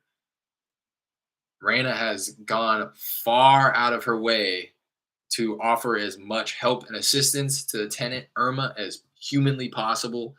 And then it came to the point where, uh, out of nowhere, Irma, the tenant, like she got the 30-day notice from her seller or from the seller, her landlord. And then she started to get legal about it and was like, oh, talked with an attorney's friend's son, and they say I have 90 days to get out. It's like, no, no, no. You're not even on any official lease. You're paying cash month to month. We're doing you a courtesy by saying you have 30 days. Um, or rather, the seller is doing you a courtesy, right? And we said we're still willing to help you move. We're still willing to, bring movers over here, get a U-Haul for you, help you out financially if that's. And then it just turned into like her being like, no, you only want to help me because it benefits you, and she's throwing a temper tantrum, although she's a woman, a grown woman. Um, so and then she just doesn't answer phone calls, texts. It's a hassle to get into the property every single time we have to. Marie basically wants to renegotiate the price whenever Irma is out so we can see what's under all the junk. Huh.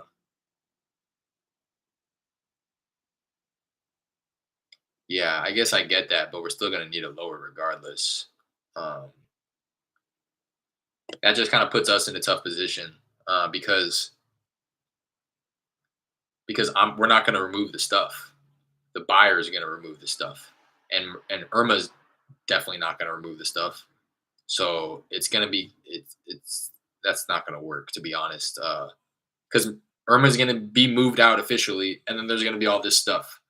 Like I said, I'm not moving it. You guys aren't moving it. You shouldn't move it. And the only person that's gonna move it is the buyer who buys the property, right? So it doesn't make sense. We're never going to be able. The only person who's going to be able to see what's underneath that stuff is whoever pays Maria, and only going to see what's underneath that stuff after Maria gets paid. So it wouldn't make sense to wait to renegotiate. One, because we already know it's not going to be like pristine floors, or we're not going to remove the stuff and be like, oh, you know what, this is a whole lot better condition than I thought. That's not going to happen. So I don't know. That makes it a little difficult. I don't know how you want to revisit the conversation, but it doesn't make sense. It doesn't make sense to do that. We need it lower based off the fact that there is a lot of junk, not based on the possibility of there being stuff underneath. Yeah, that's a factor, but we need it because you didn't tell us that there was junk stacked from floor to ceiling, because you didn't tell us that the kitchen was falling apart, because you didn't tell us that there was mold in the ceiling. That's why we need the reduction, not because of what may be underneath the junk. You told us that only one thing needed repairing, and we're telling you that the whole place needs repairing.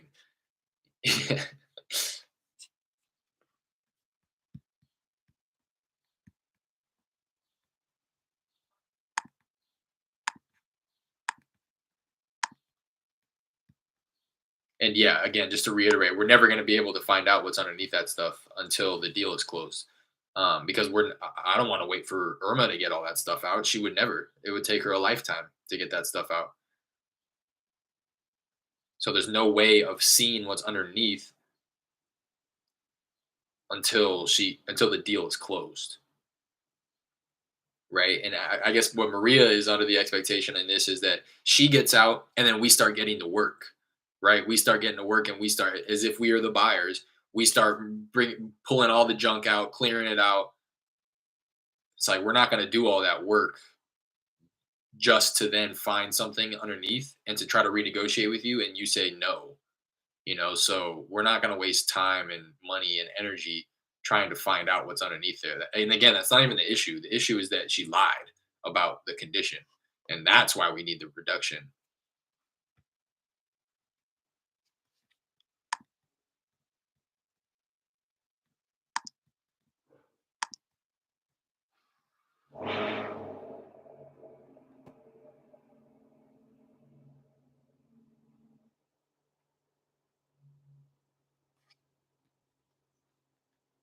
Yeah, for sure. We already seen enough by what we saw already. Exactly. Maria's delusional though. She says she think it doesn't need a lot of work. Yeah, and she's just lying. She just, I mean, yeah, whether she be like actually delusional or she's just, this is my story and I'm sticking to it. Like I already lied to you guys. I might as well stick to that story.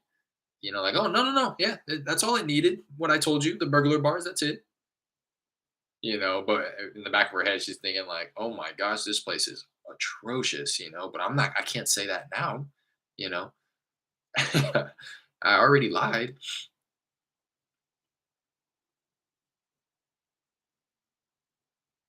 But yeah, again, I don't know how you want to handle it or revisit the conversation. If you want to call like later today, or again, just blame me and say this. Derek says this. We brought that back to Derek, and he's saying it's not about what's underneath. It's about the fact that you said that only the burglar bars needed to be replaced, but it's gonna take $5,000 to $10,000 just to remove all that stuff. We didn't know that that stuff was in there, and now we have to. It's gonna take 5 to 10,000 just to remove the things, and plus all of the extra renovation that you didn't disclose that the property needs. But if Irma leaves junk, Maria can still take the contractor guy to see it how it is with the junk if any is there. I'm not understanding that, Jared. But if Irma leaves junk, Maria can still take the contractor guy to see it, how it is with the junk, if any is there. So she's saying she wants to walk the property with a contractor? I'm not getting that, but regardless, we shouldn't be agreeing to anything that Maria is proposing because just like Jorge, they want their cake and to eat it too, but that's not how it works. Again, we're renegotiating because she didn't tell us about all of this stuff, not because of some unforeseen risk involved. Yeah, that's part of it, but we can factor that in aside from the fact that we need it lower because of the true condition of the property. So, uh, I would, I mean, yeah, I would try to put your foot down the best you can. Um, the longer this lasts, the more of an opportunity for her to cut us out. To be honest, I hate to say it, knock on wood, but the longer this plays out, the longer Irma takes to move out, the longer the buyer takes to agree to something, the longer the Maria kicks the can down the road in terms of renegotiating the price. It's just kind of squeezing us out of the situation where she doesn't may not even need us anymore. You know, if Irma's out, now she has a vacant property. She can sell it, not to say that she can sell it because we have the equitable interest in it, but yeah, yeah, it's if Irma leaves junk, Maria can still. I wouldn't like. I think now we need to start being a little bit more firm with Maria as well. Um, be on her side about it, but let her know that nothing that she does at this point is going to change our mind about the price that we needed it. That's, I guess, in a nutshell, is how I can explain that best. Regardless of what you do, who you go in and walk the property with, if the trash is removed or if it's still there, we still need it at a price lower than what we have it at. So this is a conversation that can be had now. My girl did give her the idea that we will for sure have to negotiate it again. So she could have easily said, "Hell no, she taking nothing less." Yeah, yeah. So that's a good sign for sure that she didn't just shut it down right away. Like, oh no, I need this number that we agreed to. But I would try to revisit the conversation sooner rather than later. It's some guy from church. I guess he's into that type of stuff. I wouldn't allow that. I would shut that down and say that that has nothing to do with us. We're wanting, and we won't respect his opinion anyways. I wouldn't do that. Um, she may be lying, and it may be another buyer. To be honest, I don't want anybody walking the property. Uh, because again, it's not even our guys. It's not our people. She could be sending off anybody, and he can say, "Oh no, yup, it looks great. The only thing that needs repairing is the burglar bars, like Maria says." It's like, well, who are you? You know what I mean? You're not a trusted source. You're her people. You're not our people. I needed the opinion from our people, right? So I would that doesn't matter to me. It shouldn't matter because who is this guy? I don't care that you trust him. I'm telling you again, all else aside, we need it lower regardless. I don't care what he says. I don't care if Irma moves or if she doesn't. I don't care if she leaves her belongings or if she gets them out. I don't care if the floorboards underneath all the junk is in pristine condition. We still need it lower.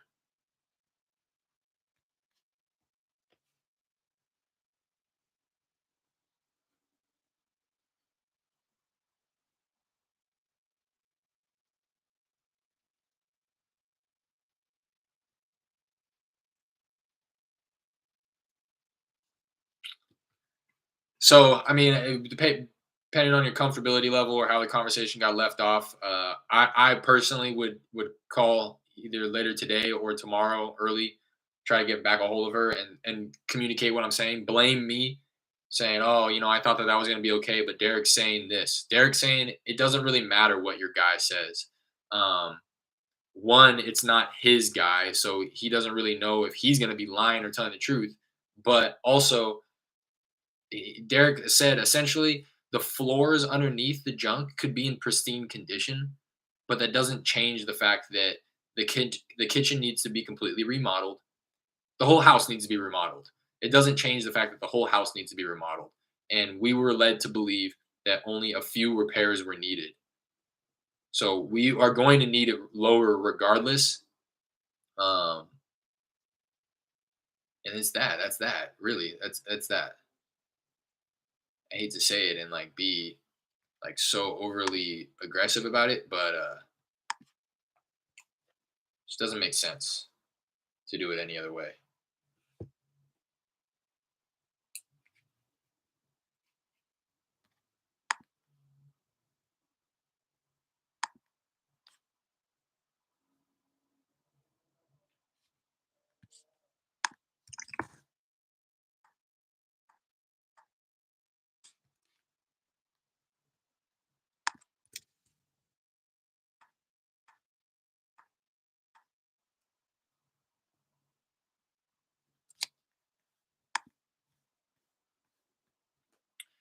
So hopefully that all makes sense.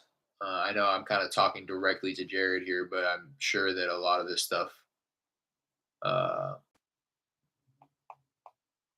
can be grasped and is beneficial to hear for everybody else. Um, I'm gonna kill it right here. Coming up on 2 hours on the live stream. I appreciate everybody who tapped in here. Do me a favor if you haven't already, hit that like and subscribe button before you leave. Sent off 268 texts. Got probably about eight solid no's from people who I'm pretty confident were the homeowners.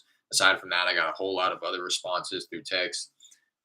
Got some phone calls based off of the text. I opened up the line so that people can actually call me after I drop them a ringless voicemail or after I text them. It routes it to my phone. So took a few calls to kind of play with that idea there.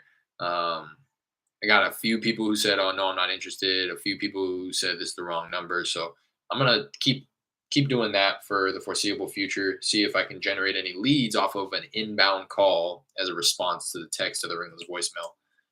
Um, and yeah, working this deal, trying to get it signed over, trying to do a few things, trying to get it renegotiated with the seller, and trying to get it assigned with the buyer.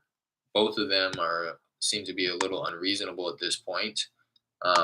But if all else fails, we do have a buyer at 90, hoping that they're legit and ready to go. That's how he's making it seem.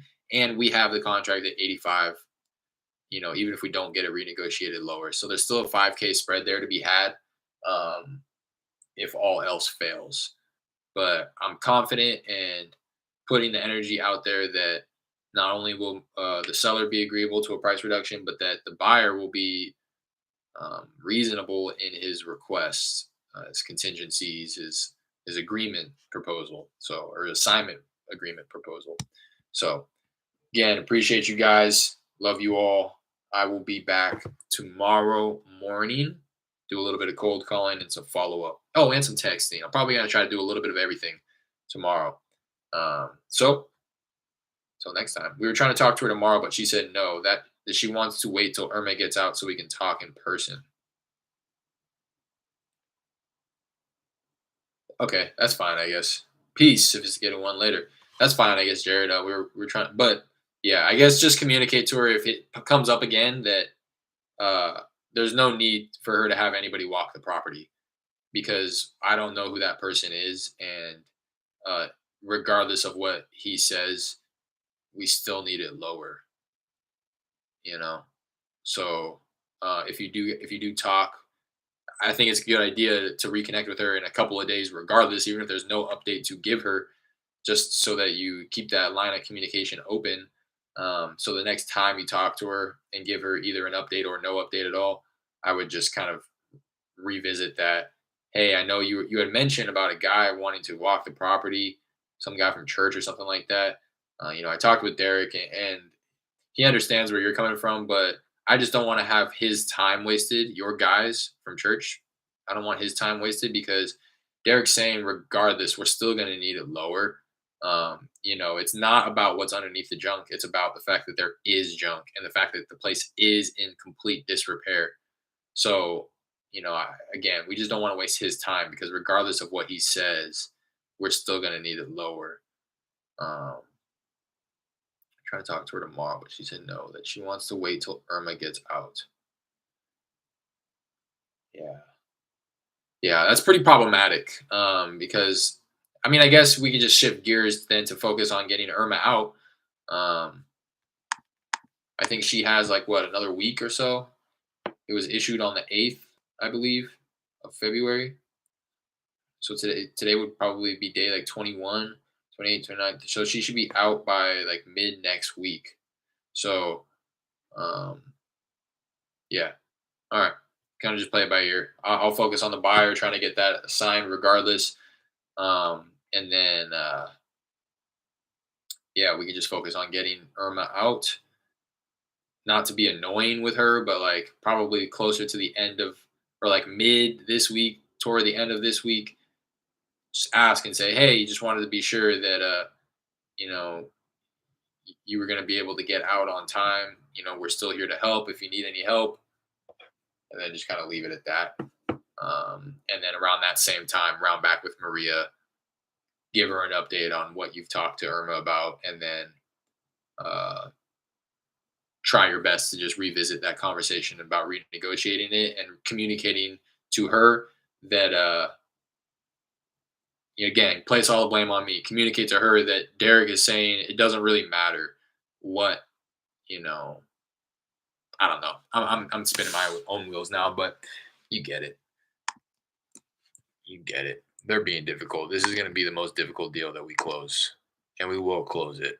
So appreciate you guys again. Love you guys. I'll see you tomorrow morning. Oh, it doesn't want me to end the stream. Wow. Might just have to stream forever. Literally. Oh. Okay. Peace.